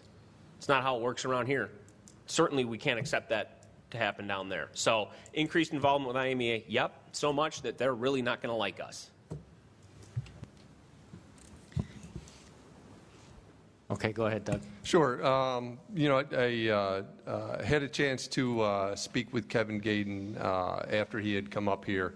And one of the things that was bothering him was he says he thought a lot about it and says, well, what could he have done differently since he's been at the helm to serve Naperville better? Because he couldn't think of anything, and, you know, frankly, I could not either. He does have my confidence. I've had the opportunity to meet with him a number of times. These guys are savvy. They know the market. They know the financial community. They have my faith and trust that they are serving Naperville very well. Are they ticked off? They absolutely are. Are they going to the Trimble County Board meetings and the Prairie State Board meetings and making things difficult for the management down there? Yes, they are. But, you know, in terms of specific things that he could have done differently, I couldn't give him any examples. I have no evidence of mismanagement. If you have some specifics, I know he would love to hear them as to what those related to, because I know he would want to investigate and he would want to prosecute if that were the case. I think if that were the case, he already would have done so. But they are a savvy, sophisticated bunch, and I believe are serving us well. They understand and receive the message loud and clear from your meetings with them that we were disappointed in the rate performance for 2013. That message came through to those folks loud and clear. Councilman Chirico. Thank you, Mayor Pro Tem. Well, Councilman Fiesler is absolutely right about the contract and our voting power. We, I think, blew that completely. For us to have 36% ownership and one vote, an unweighted vote, I don't know how that happened, but I mean, that's done, it's done. If we can negotiate one thing with them, that'd be where I'd start, is to get a weighted vote for our ownership and for St. Charles. But I disagree with you on going to the 5% partially because of what Councilman Worley said, and that is that it would become a legal mess that would just end up costing everybody more money, but also because it would just shift the burden, our burden, onto other municipalities. It's a zero-sum utility, just like our utility is, and the money's going to come from somewhere, and that wouldn't be right either, in my estimation. We did sign the agreement after all. And I think the longer you sign these types of deals, it's no different. And I think the best way to relate this for people is to talk about a 30-year mortgage. And 30-year mortgage, you lock it in, and if you want to take more risk, you do a 5-year or 10-year or 15-year. And but the 30-year, I think, was good, sound reasoning. It just didn't play out quite the way they wanted to in this period of time. But I understand why they did it for the long term, and I think that was a good move. And Doug, I sort of agree with you on, I didn't get the sense that the leadership with IMEA was incapable. I didn't get that sense at all. I think that I was disappointed that, as Councilman Fiesler had said, that they didn't bring us good quality information in terms for our rate study. Or maybe we didn't provide the company who was contracted to do that good quality information. I don't know. Somehow we totally screwed that up. And so, we'll have to revisit that when we start talking about rate studies in the future. But I didn't get the sense that these guys were incapable. I think that they're professionals, and they're trying to adjust as quickly as possible to a very volatile energy market right now. So, and it does sound like a lot of the things that were unusual during the last couple of years are starting to come back to the norms with respect specifically to the gas pricing. What was it today, Mark, do you know? I thought it closed like slightly more than 6. Was it over 6, right? Well, March 14th delivery is 547. All right, so East of 14 is 490. Up substantially. So that'll, we don't want the energy market, as you had said, that higher energy costs help you when you're producers. We're a producer. So when these energy costs start to come back closer to historical norms, then we do better. So I think some of this stuff's going to play out in our favor when that starts to happen. So, thank you. Councilman Fiesler. Well, you mentioned what sounded like bordering on criminal conduct that I was alleging. Absolutely not. I mean, mismanagement is not something that you get a forensic analyst to go in and start carrying people away for fraud. No. But I think the first time that he comes up here with a 15% story increase without any options as to how to hedge that, how to help us, just take it or leave it, was the meeting. I think that having been on the council now for 7 years, for him to only have come up once is mismanagement. His best customer, his 36% customer. There was I think a United Airlines commercial where there was a company that the president said, we haven't been seeing our customers enough. And he starts handing out tickets. And he invested in flights to see all his customers. And that, stuck with me. You got to show up. Woody Allen said 70% of success in life is showing up. And this guy didn't show up. And I don't think we showed up. And Mr. City Manager, I'm going to tell you, if you like the way his management style is, I got to worry about you. It's what I saw last week was terrible.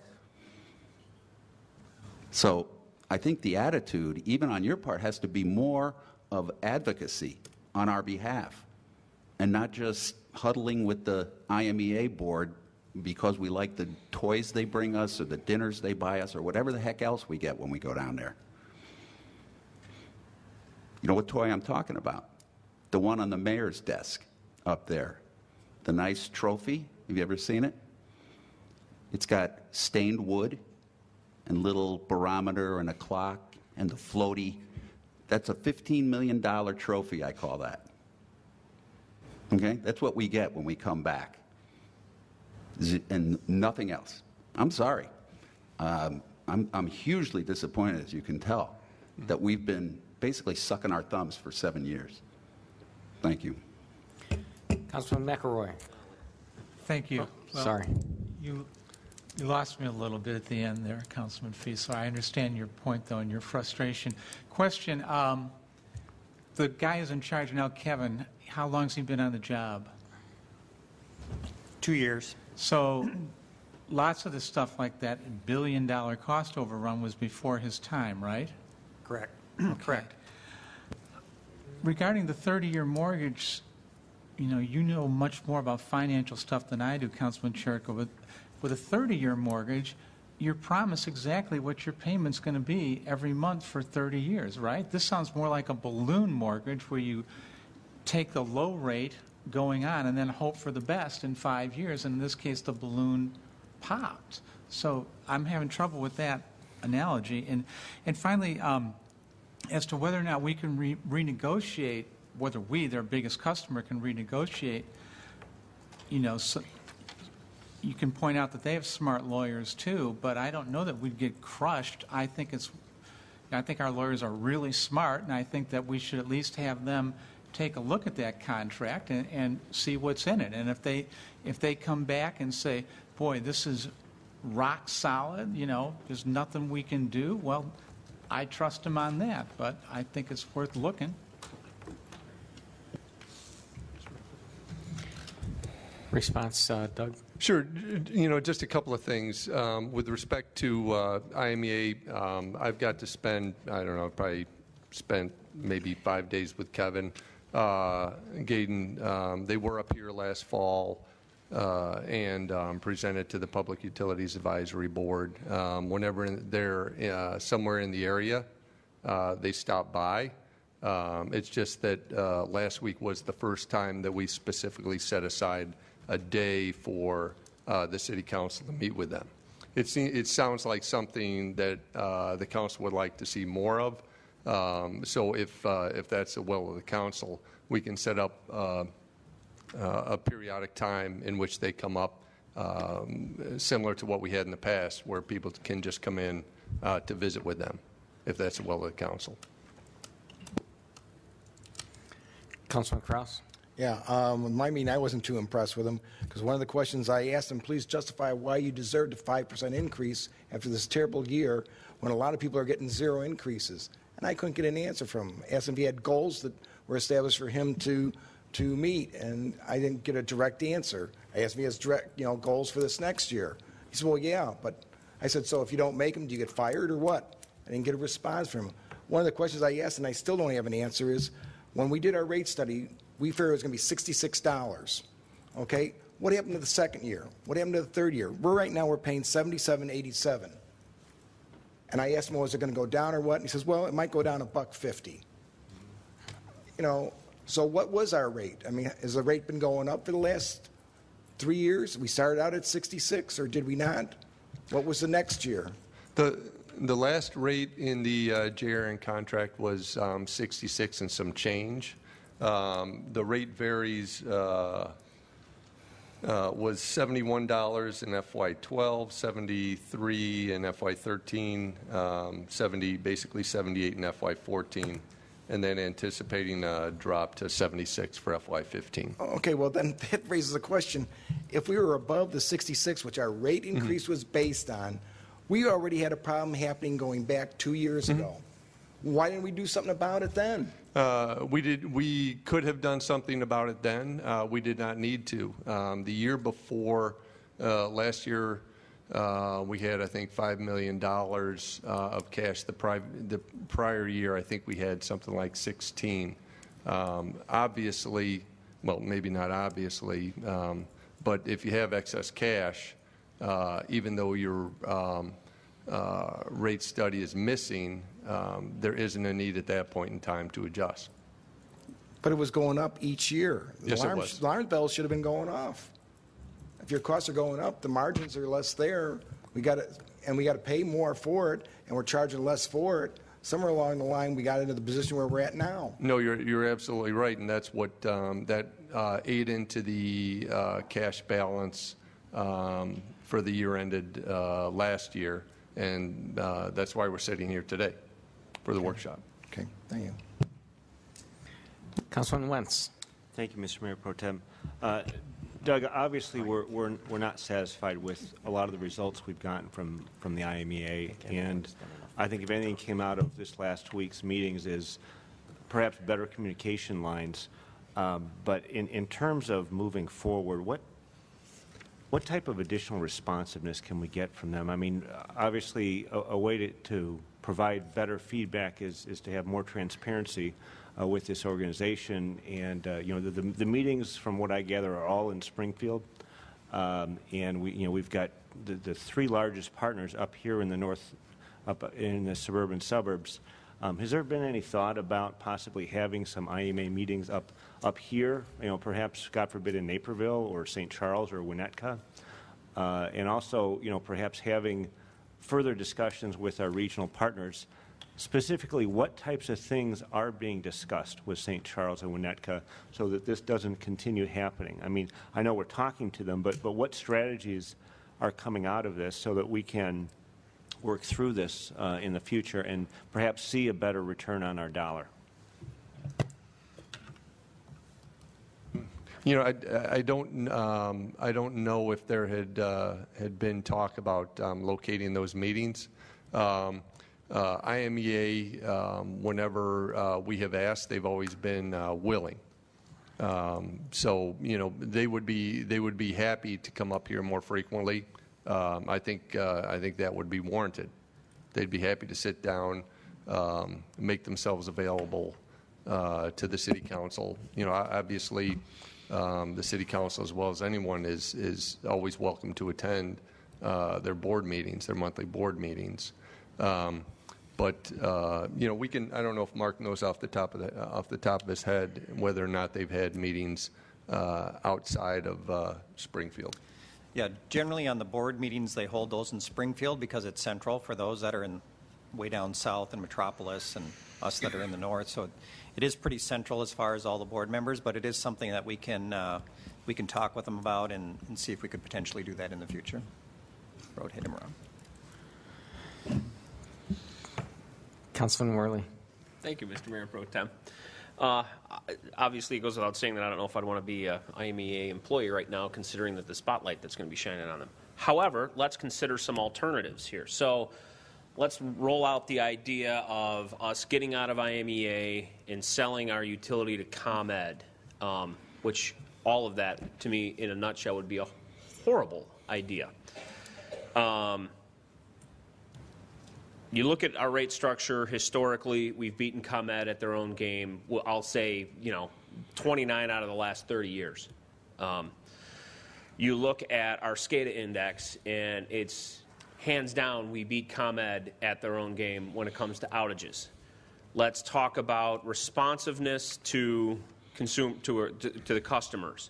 So places outside of IMEA, their only place they can go to is the Citizens Utility Board, CUB. They can go talk to CUB and see if they can get some relief. And if you try to read a ComEd bill, which I've tried to do multiple times over the past 2 years,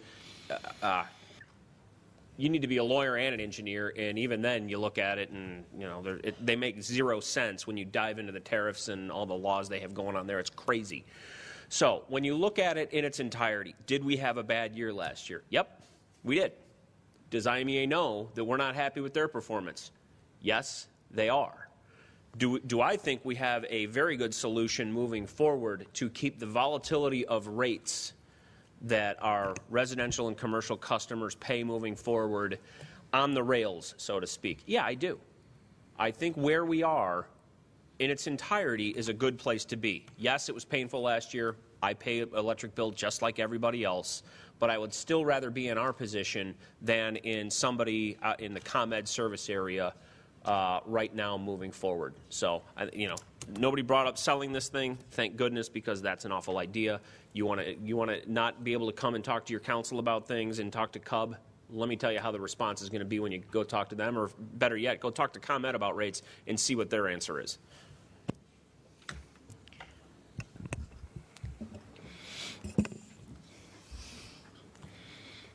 Councilman Fiesler. Yeah, I was just going to support everything that Grant just said. We're in control of our electric system. 93% of our cable is buried. I can tell you how much would be buried if Commonwealth Edison were managing us. Probably 3.9%, if that. I'm on the Regulatory Issues Committee for the DuPage Mayor and Managers, and it essentially is a gripe session for Commonwealth Edison. And they come in and shake their heads after a storm. Yes, we're going to have an operations center. Yes, we're going to send out crews. Yes, we're going to prioritize.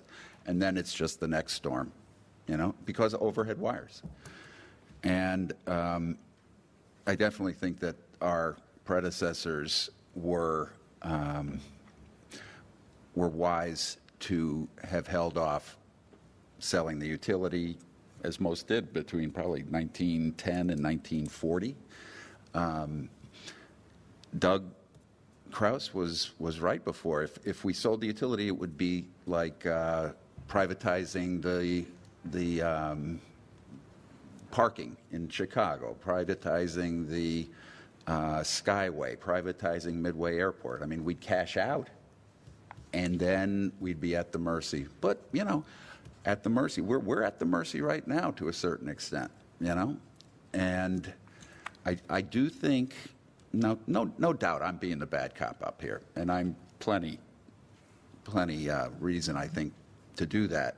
But we need them to come back and tell us how they're going to help a big customer, their biggest customer and their best customer. I think they can, but I don't think they are motivated to do it right now.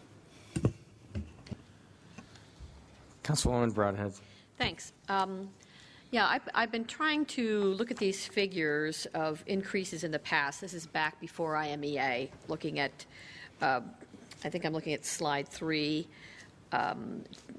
when we were with JRN or Goldman Sachs 2007 through 2011, there were increases.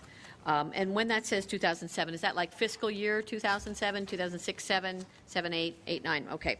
So residential 2006, 7, 2006/7, 9.25, 2007/8, 9.25, 2008, let's see, 7, 8, 9.25.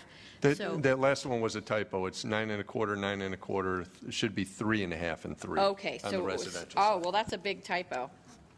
3 1/4. So 2 years of over 9%, and that's just for residential. Commercial was almost 20% for 2 years, 19.53%. And since they're divided exactly equally, I'm assuming that was sort of smoothed out over 2 years, right? Instead of dividing it up in some other way. So I can see why looking for rate stability was attractive if you had gone through that. And I'm guessing businesses, and this is before my time, I'm guessing businesses were just out of their minds with the increases like that. So the response was, what we finally did was get out of the business of buying it ourselves and into this organization. So it's not, I would say it wasn't so much volatility. You were really afraid of huge increases, okay? You weren't afraid of it going back down again.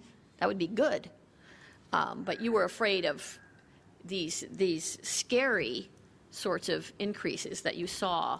And I don't mean you specifically, because none of you were doing exactly what you're doing now at that time. But the city, I'm assuming the elected officials and the administrators, that must have been very frightening. So what we're talking about, whatever solution we come up with, is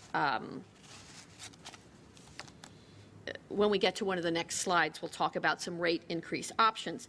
None of those are as much of a jump as that must have been, because commercial rate increases 2 years in a row of almost 20%. That is beaucoup, right? That's a lot.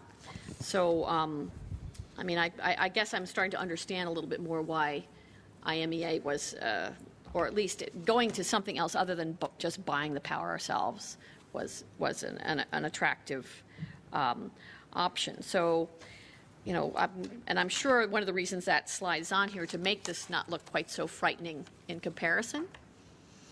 But it doesn't look as frightening in comparison when you look back at those years. Now, those were also, it was right before the recession, but those were, there were some pretty good years there. So businesses were doing well. People hadn't started losing their jobs in the same sorts of numbers and having difficulties with their mortgages. It was just the costs were going up. Okay, that's all I want to say. Doug? Thank you, Mr. Mayor Pro Tem. A couple of things from kind of the volatility, and you are correct, we weren't worried about prices dropping. Working through kind of normal business cycles, supply, demand, recession, and growth is fairly simple because of the deregulation aspect of this kind of combined with the federal regulation from a air quality standpoint. Those are kind of the real wild cards, the most significant one being what happens in 2016 with the new standards. There's a lot of guessing associated with that. We think that some plants will close. We don't know which ones. We don't know what that will do to transmission congestion. We don't know what that will do to pricing. Really, the hedge was simply structured to say, hey, you know what, if we vertically integrate and really kind of, can go from start to finish to creating an electron, is really generally a safe way to hedge for the long term. So that was my recollection of the thoughts and lots of discussion long term back when the decision was made. Okay, how about if we take a 10-minute break before we get into our rate increase options? That sound like a good idea? Everybody good with that? We'll reconvene at 7:10.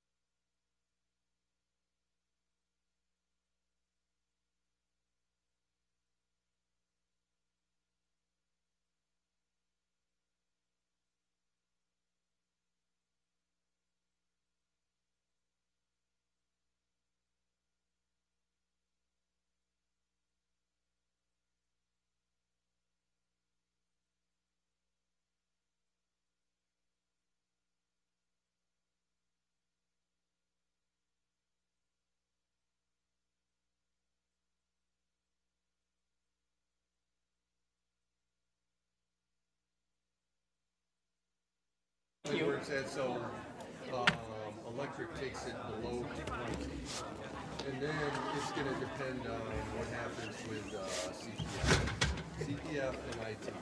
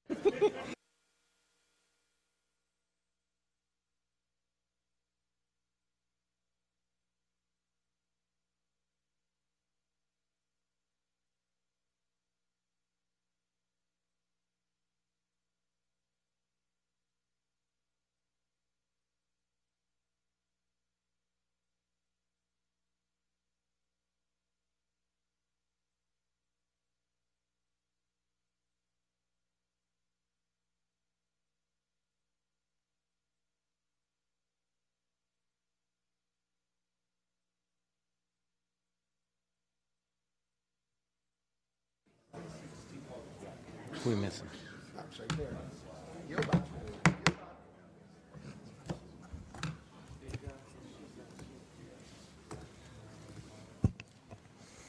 Marcy, you going to lead us here?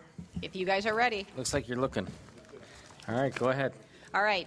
Next, we're going to move on to the fourth recommendation up there, and that's about the IAC that we've talked about a little bit tonight. As we've talked, the IAC charges served the community well during its growth year, when the IAC was seen as a buy-in fee for access to significantly cheaper electrical rates. No longer the case from a rate perspective. And as we approach build-out, the IACs will be a diminishing source of revenue to the utility. In addition, as only one of two communities in the state with a fee, the fee puts us at a competitive disadvantage with the other communities from an economic development standpoint. Both the working group and the staff recommend elimination of the fee, as well as the PUAB. And as the City Council deliberates the electric rates, we recommend you consider incorporating the elimination of the fee into the rate discussion. And finally, after cutting expenses, implementing new programs, helping shift power usage in the future, and hopefully reducing costs, the electric utility has a negative $14 million cash balance today, which is projected to grow to a negative $21 million in 2 years if we take no action.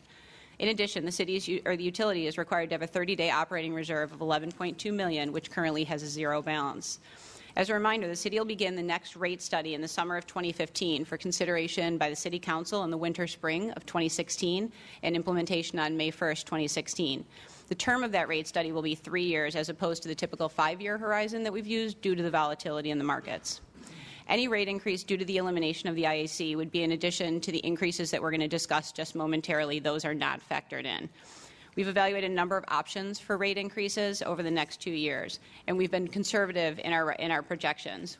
We talked about the time of use benefits and what we anticipate to see out of there. We haven't incorporated any financial benefits associated with time of use rate shifting because we don't know who will take advantage of it. In addition, we have not, never mind, that's it. So what are our different points that we've considered? Compliance with city financial policy. Absolutely critical that we have a plan to get out of this negative cash balance. We've looked at limiting debt and using rate revenues to cover capital and operating budgets, so the recommendations you'll see up there don't involve borrowing. We've considered competitiveness in the marketplace, both ComEd as well as brokered power out there, and not increasing rates too dramatically, resulting in a potential cash surplus, or too slowly, resulting in a worse cash position. So let's take a look at the rate options that we've evaluated. Option 1 is no change to the current plan of implementing a 2% increase for each of the next 2 years. Our deficit is projected to grow to $21 million and makes no correction to the ongoing structural problem of costs exceeding revenue. This option, as well as option number 2, position the city to be forced to enact huge rate increases with the next rate study in 2016.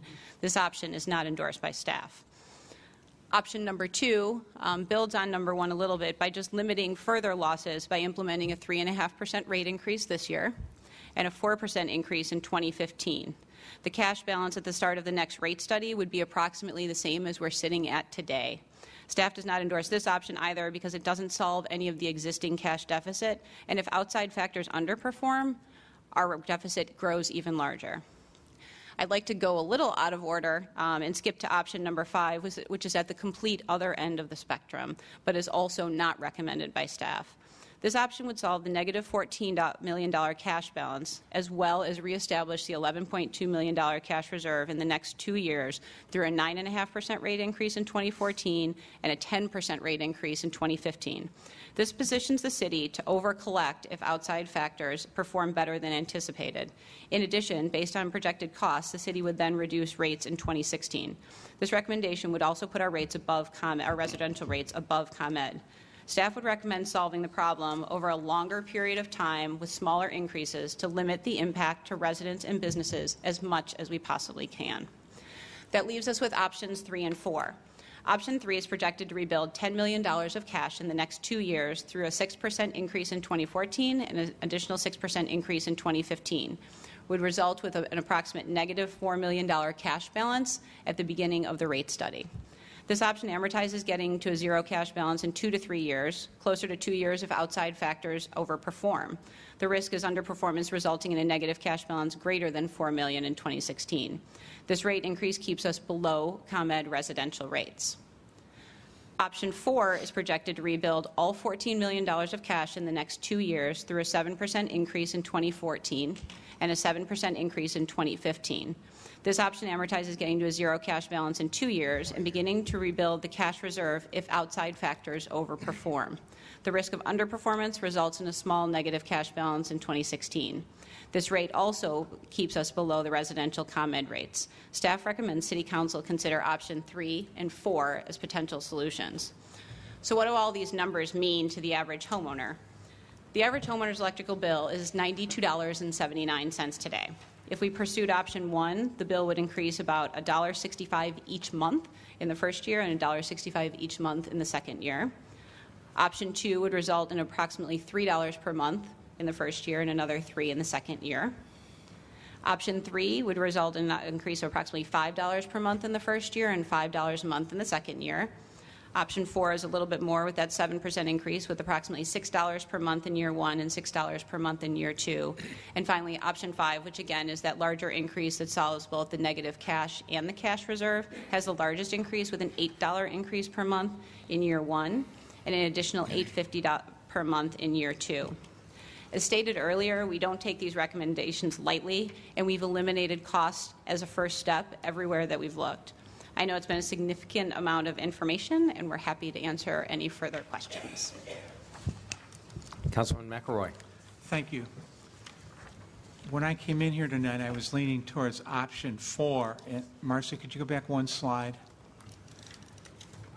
And I guess the reason for option 4 over option 3 is I don't think that 7% is much more painful than 6%, and I like the idea of getting the cash position back to 0 as opposed to 4,200. But I was intrigued by what Councilman Fiesler said earlier about proposing that we pay Prairie State less than had originally that they asked for. I'm just wondering how that might play into this.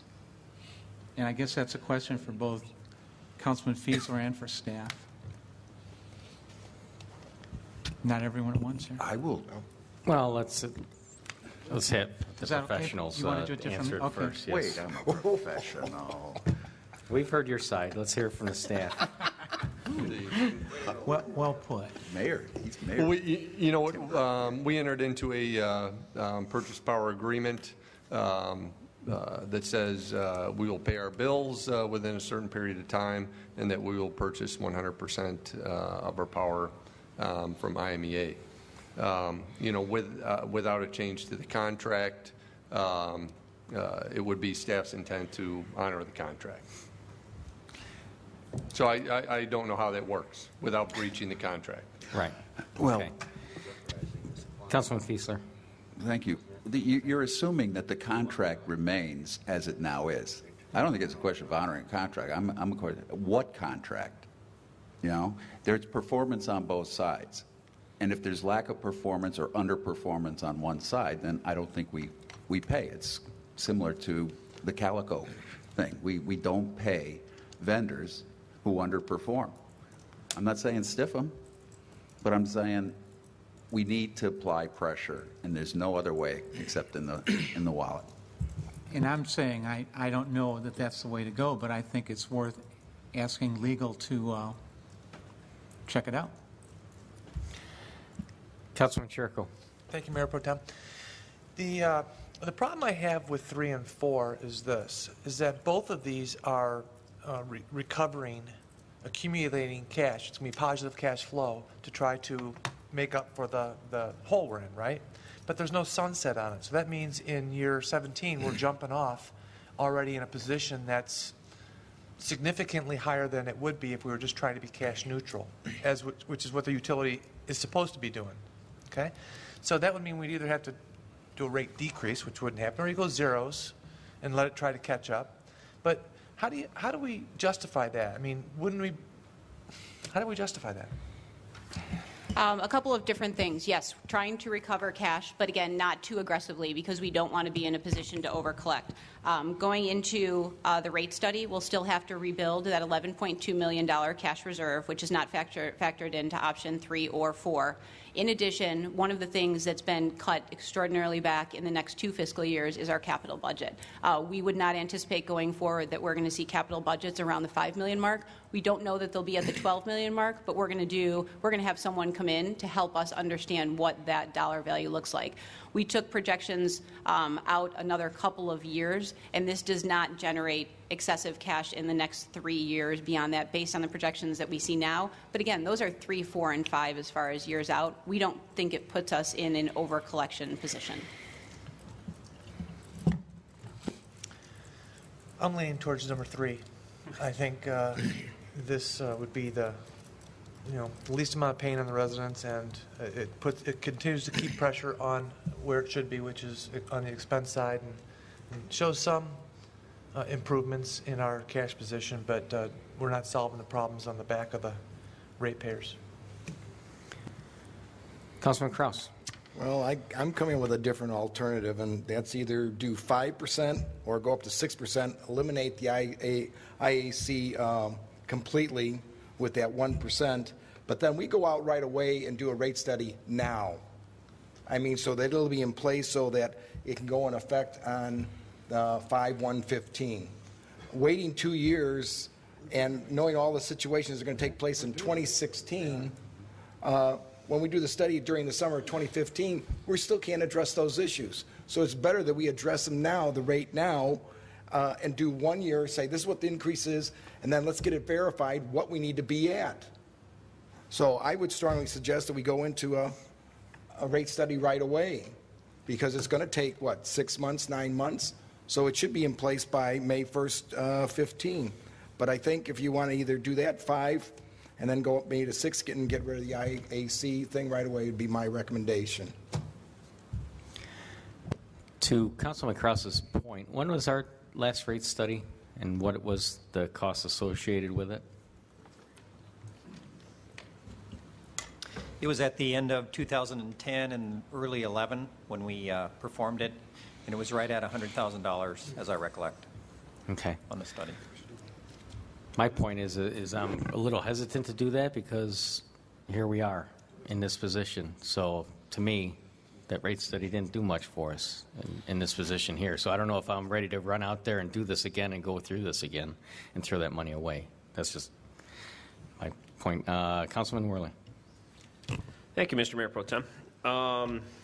Question for staff on page 25 or slide 25, the one that's up there right now. We go percent and then to dollars. On options 3 and 4, can you tell me what the all-in costs in cents per kilowatt hour, as referenced in slide 13, would be? So option 3, option 4, those increases, what's the actual cents per kilowatt hour? Please.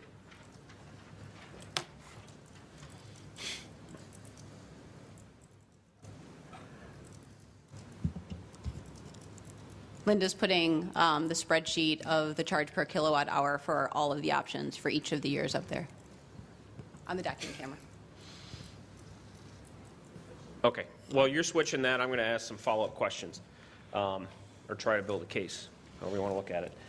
I am leaning towards option 3, and here's why. because I believe with the 6% increase, we are still going to beat ComEd on the residential market. I don't know the commercial market yet. Numbers that are referenced on slide 13.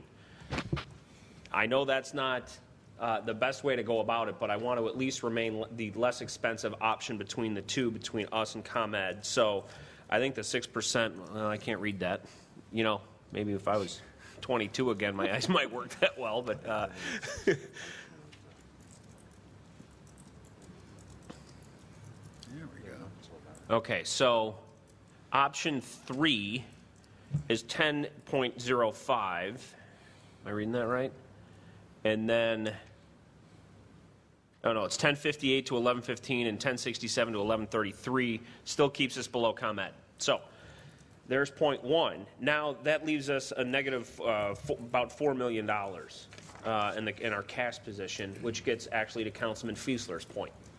We can't, in my opinion, go back and ask IMEA to give us money back. But we can go to them and say, listen, we have a $4.2 million hole that we're trying to solve. We sure would like your help in finding that $4.2 million solution with us. What can we do collectively to make sure that that $4.2 million goes away? So that gets, you know, and I understand they might not be able to do anything, but that's kind of, you know, it's not quite a sledgehammer, but it's not quite a carrot for them either. It keeps our rates in line. It allows us to press IMEA, and then it also allows us to potentially change things moving forward for the IAC charge, which to Councilman Cherico's point about the rate study, he's absolutely correct. We are doing a rate study. It's right now. And IMEA, you know, when we met with them, the one thing I kept pushing them for, and it got to the point where I'm like, is this some, you know, closely held number that you guys don't like to share with your peer group? But what is your 5-year forecast of what a megawatt hour is going to cost next year and the year after that? If they can't tell us that, then I have problems with IMEA management. Because if it's proprietary, well, guess what? We're an internal customer. They should be able to tell us that, and they should be able to spout those numbers off like this. And I understand they're going to change, but I want to know what the rails are that I'm trying to fly through to get this thing to where we want it to be. If they can't give me the parameters, then shame on them. And, you know, quite honestly, us as a city should demand it. So the $100,000 for a rate study, I'm sorry, that's IMEA telling us what our contract says we're going to get for the next 5 years. And we have some smart people here. We can back the math out ourselves and find out what our rates are going to be, even if we go to time of use. I mean, we can figure this out and save $100,000 right there. So I am at number 3. I could see number 4, but that's a little, you know, I don't know if I want to get that aggressive because it takes away the leverage we may have with IMEA with a $4.2 million bogey on them. Councilman Fiesler.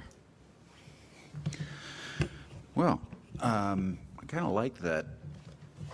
At least there's some support for a way to share the pain between us and IMEA.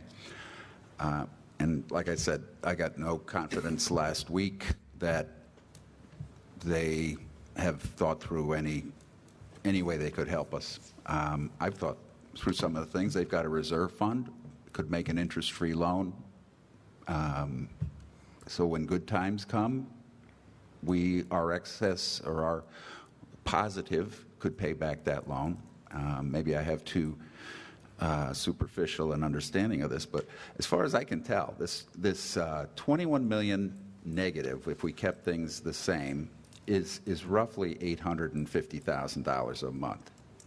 Okay, it almost divides out, right, to a million, little less than $1 million a month. Okay, which is what we're supposed to come up with, in addition to what our rate increase or our rate study said with the 2%. The problem I have with all this is that there's some assumption that things are not going to get worse. Okay, that this 4.2, the number 3 brings us within 4.2 million. Number 4 brings us to 0 when we're supposed to have a $11.4 million reserve.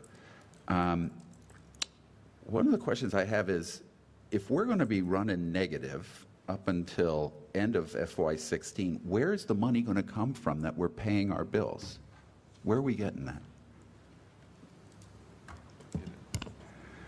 For each fiscal year and actually each period year ending, we pool our cash. So what we're proposing would be a loan from the water utility to the electric. Actually, this situation came up about 8 or 9 years ago, although it was kind of flip-flopped. Water was in the hole and electric had cash. It's the cheapest, it's basically the lowest cost option from an interest standpoint. This concept was something that the Financial Advisory Board reviewed and had no issue with. Basically the kind of lowest cost overall option. Well, there goes the myth of the enterprise fund, right? Because this is not a self-sustaining operation. If we're borrowing money from a fellow city operation, if this were truly an enterprise operation, we'd have to find the money from a bank, from somewhere else, and put our own credit on the line. So now we're digging into the water utilities' credit worthiness, okay? And if they have a bad year, I mean, we got two destitute entities owing each other money. I don't like that at all.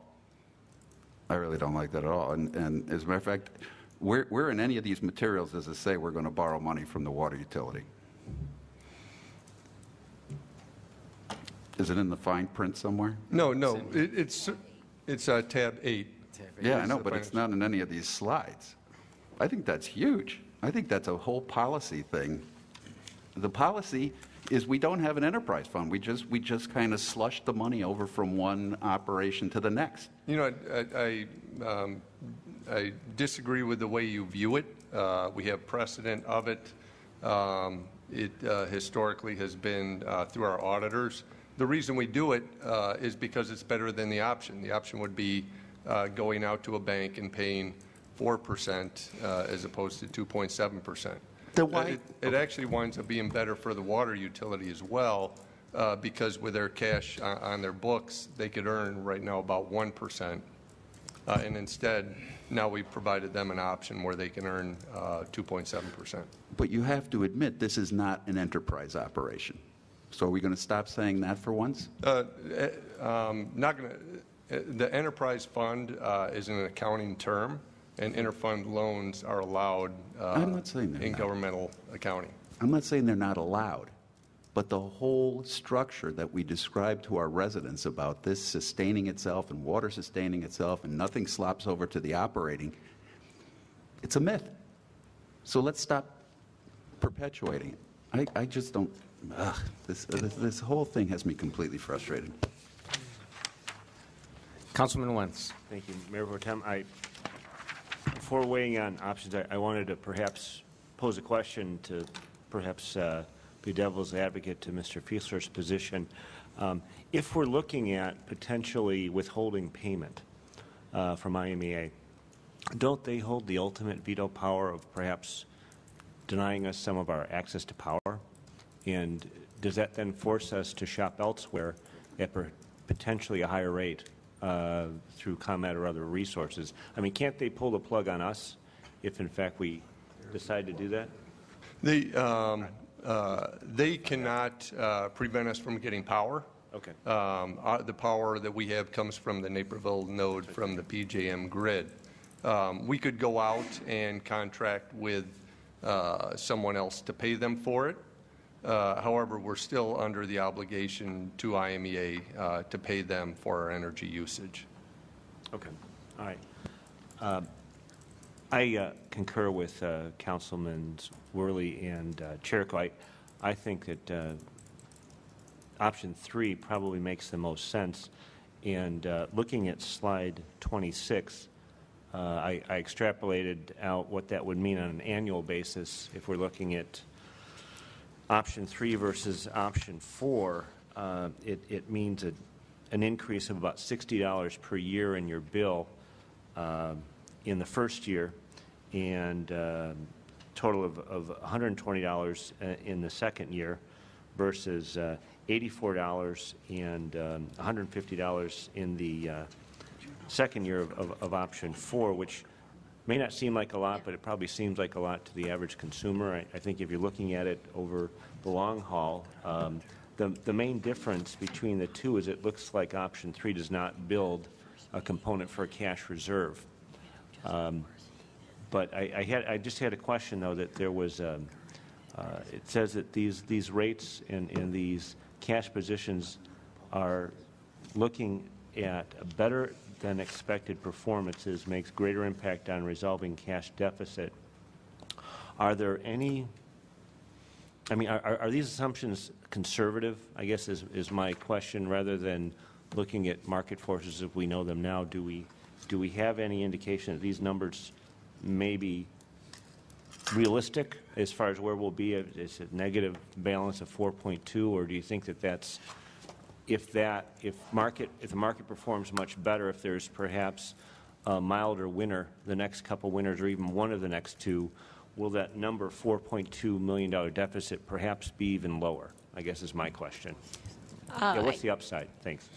There's risk on both sides. I would say that they would probably be slightly conservative, but not overly conservative. So we took IMEA's cost projections for next year for the cost of power, and we put 1.8% on top of that. We think that that's a realistic view. If we have an extraordinarily hot summer, that's good for us. If we have the extraordinarily cold winters, that's good for us. Mild and consistent temperatures don't help us overall. So there's upside and downside on both of those. I think these projections are based on the best that we know. We haven't factored in on some of the outside projections, rate increases for other people that haven't been approved. So we've been trying to position ourselves realistically amongst the marketplace.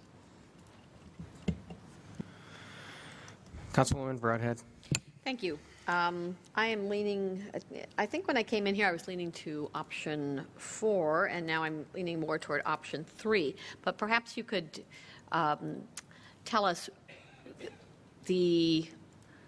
since they're fairly close to one another, the relative advantage or disadvantage of each. And I've heard what Marcy said. But for instance, would the option where we collect less money and it would take longer to build up the reserve affect our credit rating in any way?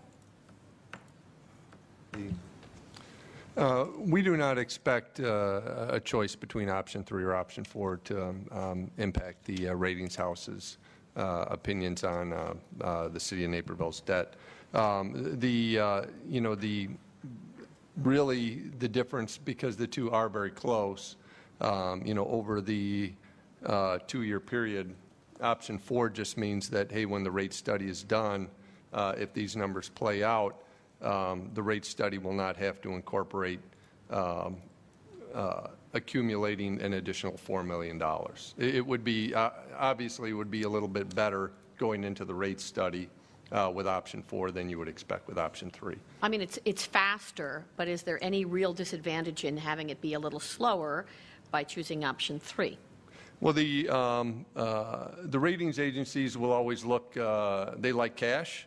In general, the city of Naperville has been very aggressive with our cash reserve policies, meaning that we try to hold as little cash as possible, basically because it's not our money.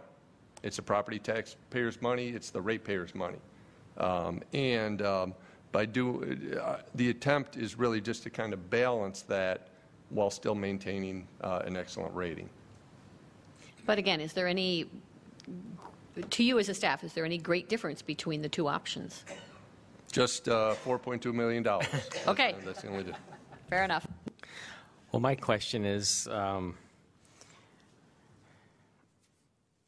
I'm comfortable with either one, whichever way we go. It looks like number 3 is getting some popularity vote, but I was more curious if we changed number 3 from 6% the first year, 7% the other year, what that would mean, and or on number 4, starting at 7 and then going to 6 the second year, same way, just increasing to 7 on the first one, decreasing to 6 on the other one, what that would mean in numbers. I don't know if you can. Can you clarify? We're ready. Can you clarify 6% the first year and 7% the second year? Yes, on number 3, what that would mean. We would be looking at negative 2.8 million cash. And what would it mean if we, number Sorry, I'm 4, sorry, yeah. went 7 down to 6? So it'd be 7 and then 6. Right. Negative 1.4 million cash. Okay. Okay. I just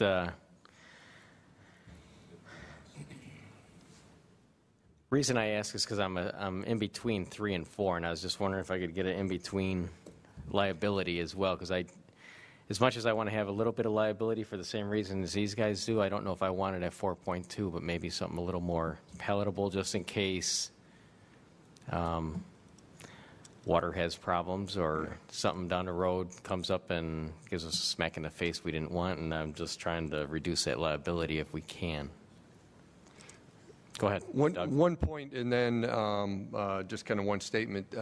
These do not include any changes associated with the IAC, so I just wanted to throw that out there. But there is no magic to whole number increases. So, I mean, there's nothing out there that would prohibit us from saying 6.5 and 6.5. Right. With that in mind, I like, a mix of 3 and 4. That way, that 1.2 we're going to have to find if we do away the IAC, will bring us back up to that 4.2. So if people are comfortable with that, maybe this is the way we want to take a look at that. But we still have to find that mechanism to make up that 1.2 that we'll be losing, which I don't know if we've discussed that or if we're just going to consider it to go on the rate. And then it would be covered here. But Councilman Wentz. Real quick question. On the IAC, I meant to ask this earlier.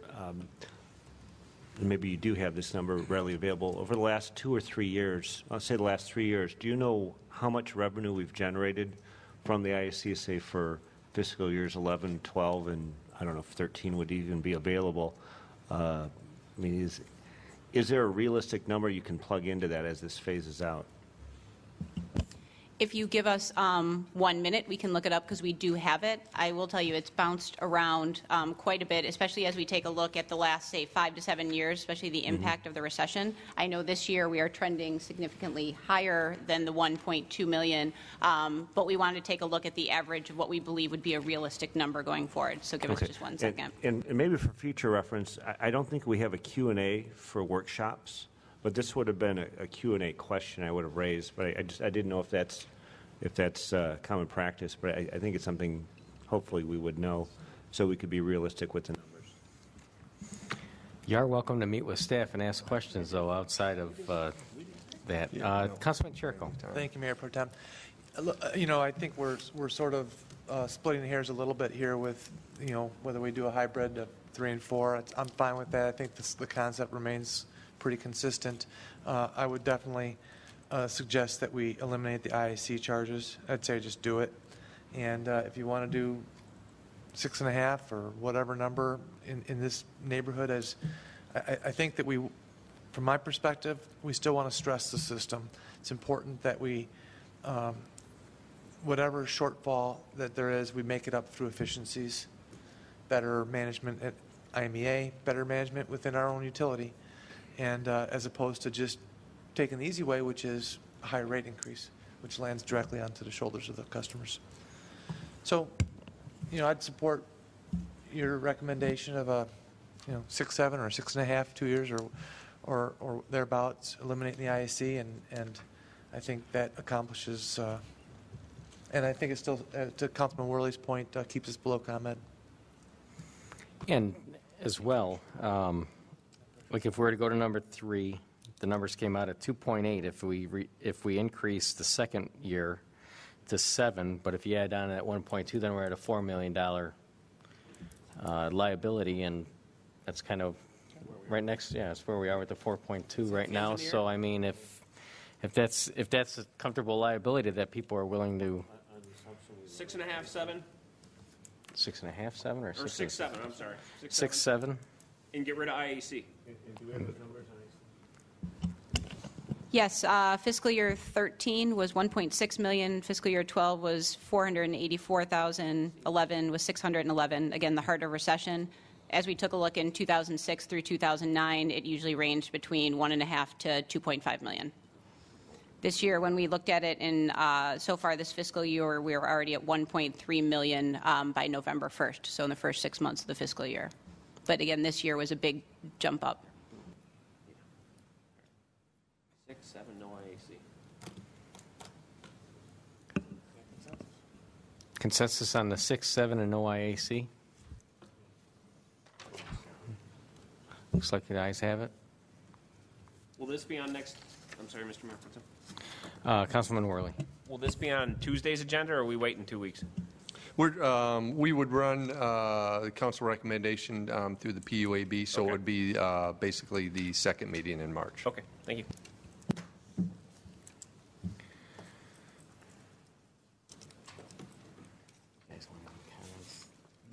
Did you guys have any comments since you didn't go with it? You wanted to have more liability? Okay. We want to move on to IT? We'd love to move on.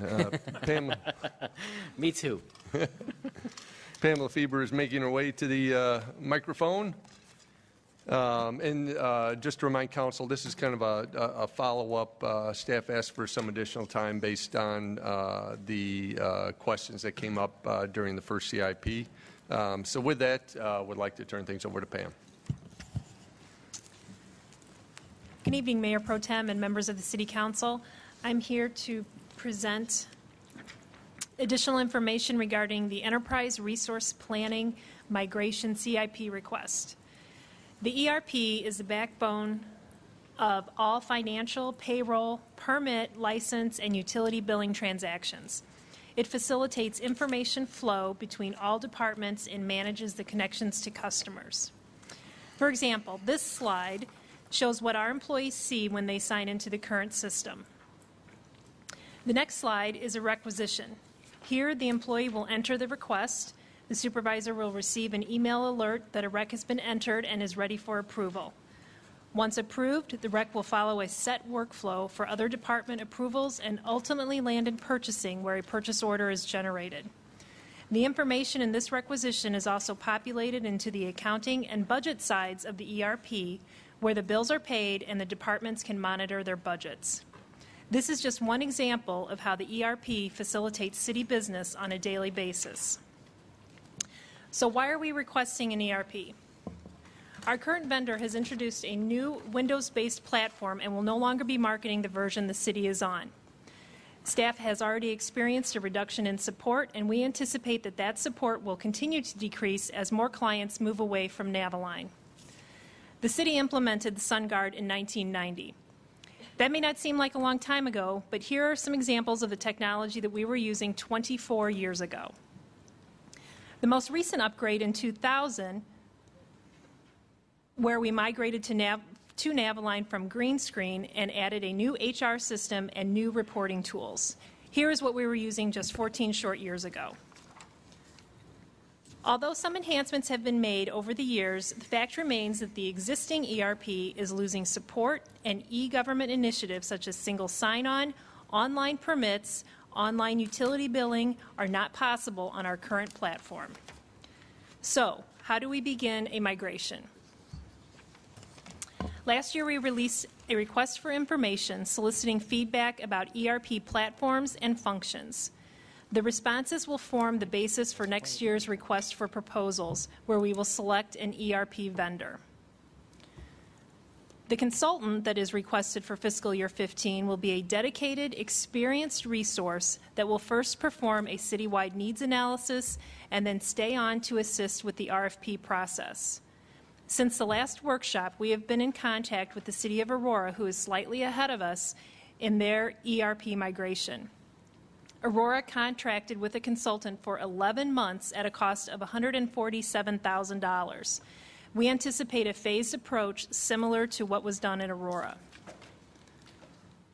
After the responses have been received, staff will select an ERP vendor. For the next 3 years, this vendor will work to migrate all of the city's data to the new platform. Although not yet decided, we anticipate the order of migration will be licenses and permits, finance and HR, and then utility billing. When necessary, the vendor will develop custom programming. The vendor will also be responsible for all employee training. Migration is dependent on several factors, and we will not know the actual cost until a vendor has been selected. The CIP estimates are based on information received in last year's RFI, and examples of partial ERP costs are on this slide. The last slide shows our revised CIP request. The consultant estimate is now $150,000, a reduction of $130,000 from the original request. We have also lowered the fiscal year 16 request. This year, the vendor will be selected and the implementation will be planned.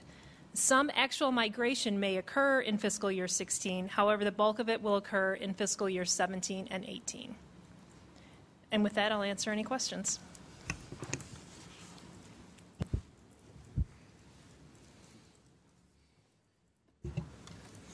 Councilman Chirico. Thank you, Mayor Pro Tem. This is a hard thing to quantify in terms of the value of this system. It's going to cost us $4 million. We can see that, $4,150,000. How long is it going to take for this to, I guess, pay for itself and improve services? I mean, I know we can't quantify serving the public better necessarily and put a dollar amount on that. So it's difficult to say what's the ROI here. But, I mean, is this a good deal? I mean, is this worth spending the money? Do we need to? I mean, how do we make a decision like this without knowing what the return of this investment is? Well, there is no option. We have to do something. Our current ERP is going to be no longer supported. So that means that all of our critical business functions, payroll, any communication with our residents regarding utility billing will not be supported by the vendor anymore. So it is time to migrate off of this current platform. The question is, where do we go? Do we go with SunGuard's one solution, which is the window-based, or do we go with someone else? And that is the purpose of the RFP. So when you say they're no longer going to support it, I mean, they're still supporting it today, right?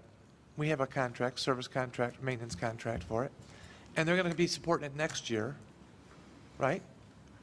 They will be supporting it next year, but the support will be reduced as everyone starts to migrate off of the Naviline platform. When you say the support will be reduced, you're saying that they're not going to cover certain platforms within it? Right, and the actual service, the timeliness is going to be reduced too.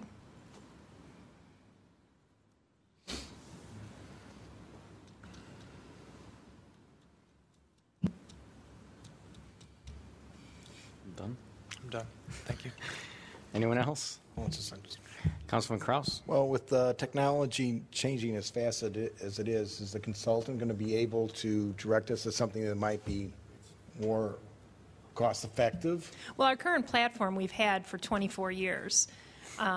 When we implemented it in 1990, we did an upgrade in 2000 at a cost of about $700,000. So the consultant that we get for next year will just help us with the planning phase.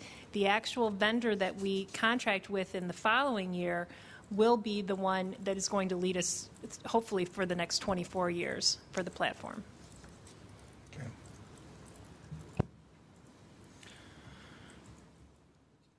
Anybody else?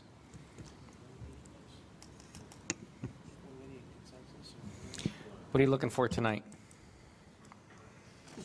The council had requested some additional information on this. Obviously, IT went back, scrubbed the numbers, was able to pull dollars out. So really looking for council to endorse the reductions that were made to the CIP for the next 2 years.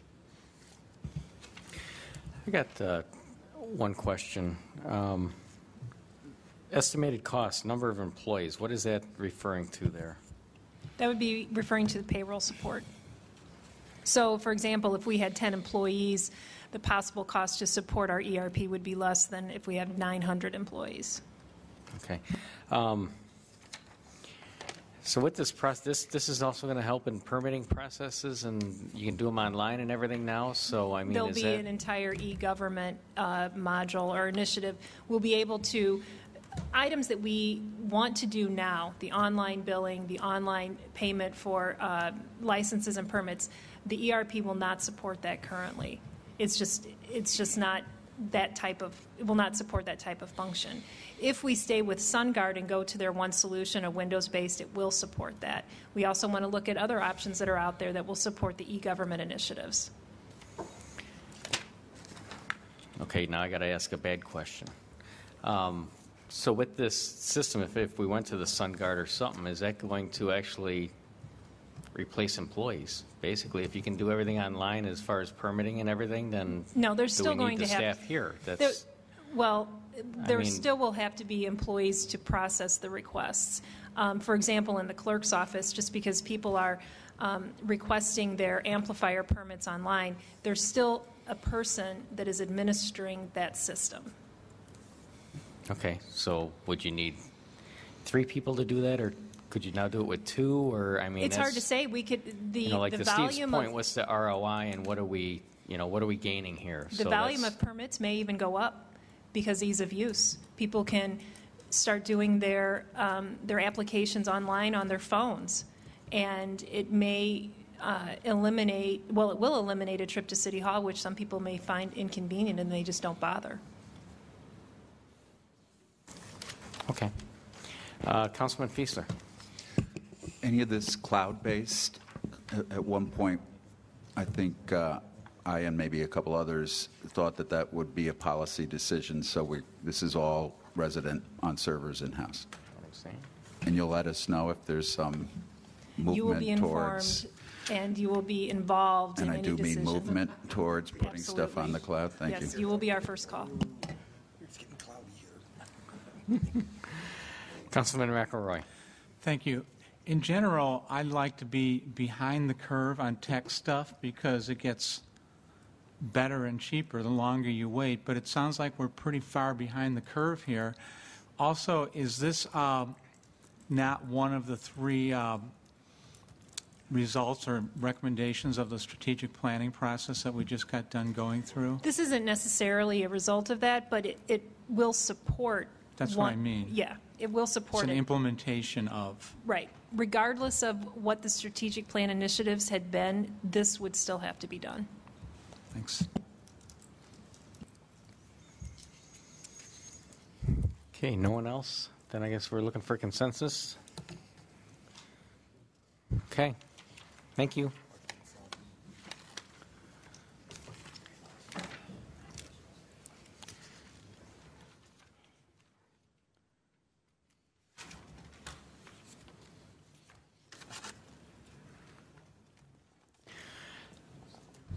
I guess Mr. Novak and, or who's going to, Karen going to do it, or Bill? Yes. Next item, downtown parking solutions. Yes, thank you very much, Mr. Mayor Pro Tem and members of the City Council. When we originally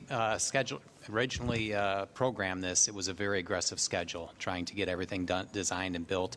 And when we met 3 weeks ago and we pushed construction out a year, that actually gave us quite a bit of breathing room.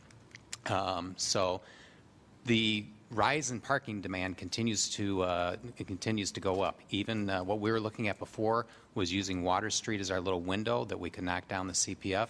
But even if Water Street didn't exist, our demand for parking continues to rise and our customer satisfaction continues to go down. I don't know if I can. I can't change it for me. Oh, very good. Thank you. Staff does understand the complex relationship between land acquisition and design. We do not want to get the design out ahead of the land acquisition, and we respect that very greatly. We do need to commence with land acquisition and schematic design this year. What we've done in the meantime, and as I've said, City Council will have many check-in points. They'll have check-in points when we get the land acquisition things together, when we award a design, whether it's schematic or a detailed design. when we go forward with the detail design and then also with the construction, so you have many check-in points. Looking and knowing that bonding is a very big issue right now and trying to knock that number down, we've gone through and have taken a hard look at schematic design. And what we're proposing right now is that for this upcoming fiscal year, instead of $1.5 million, we would go with $400,000. That gets us money to move on the land acquisition. It also gives us a little money to retain a consultant that we can start with schematic design. We have a very engaged population here, one that demands that they be involved in the design of these things. We didn't have that 27 years ago when we built the original parking deck. If we did, you'd be able to go from the first floor to the second floor to the third floor without having to go on the street. So what we have today is a much better thing, and we need to have a design professional with us. So when we meet with our internal, external, and even our downtown partners and stakeholders, that they can see what constraints are out there. They can also identify different opportunities. So we feel very strongly that in addition to the land acquisition, we need to get a little bit of design engaged this year so we can make sure we take good steps going forward in the future. So right now what Ted is proposing is $400,000 in the upcoming FY fiscal year, and then whatever the numbers were, we'd add that 1.1 on to the next fiscal year. Okay, any questions or comments for Mr. Novak? Yes? No? Consensus on the 400, you said? Yes. There you go. Thank you very much. You're welcome.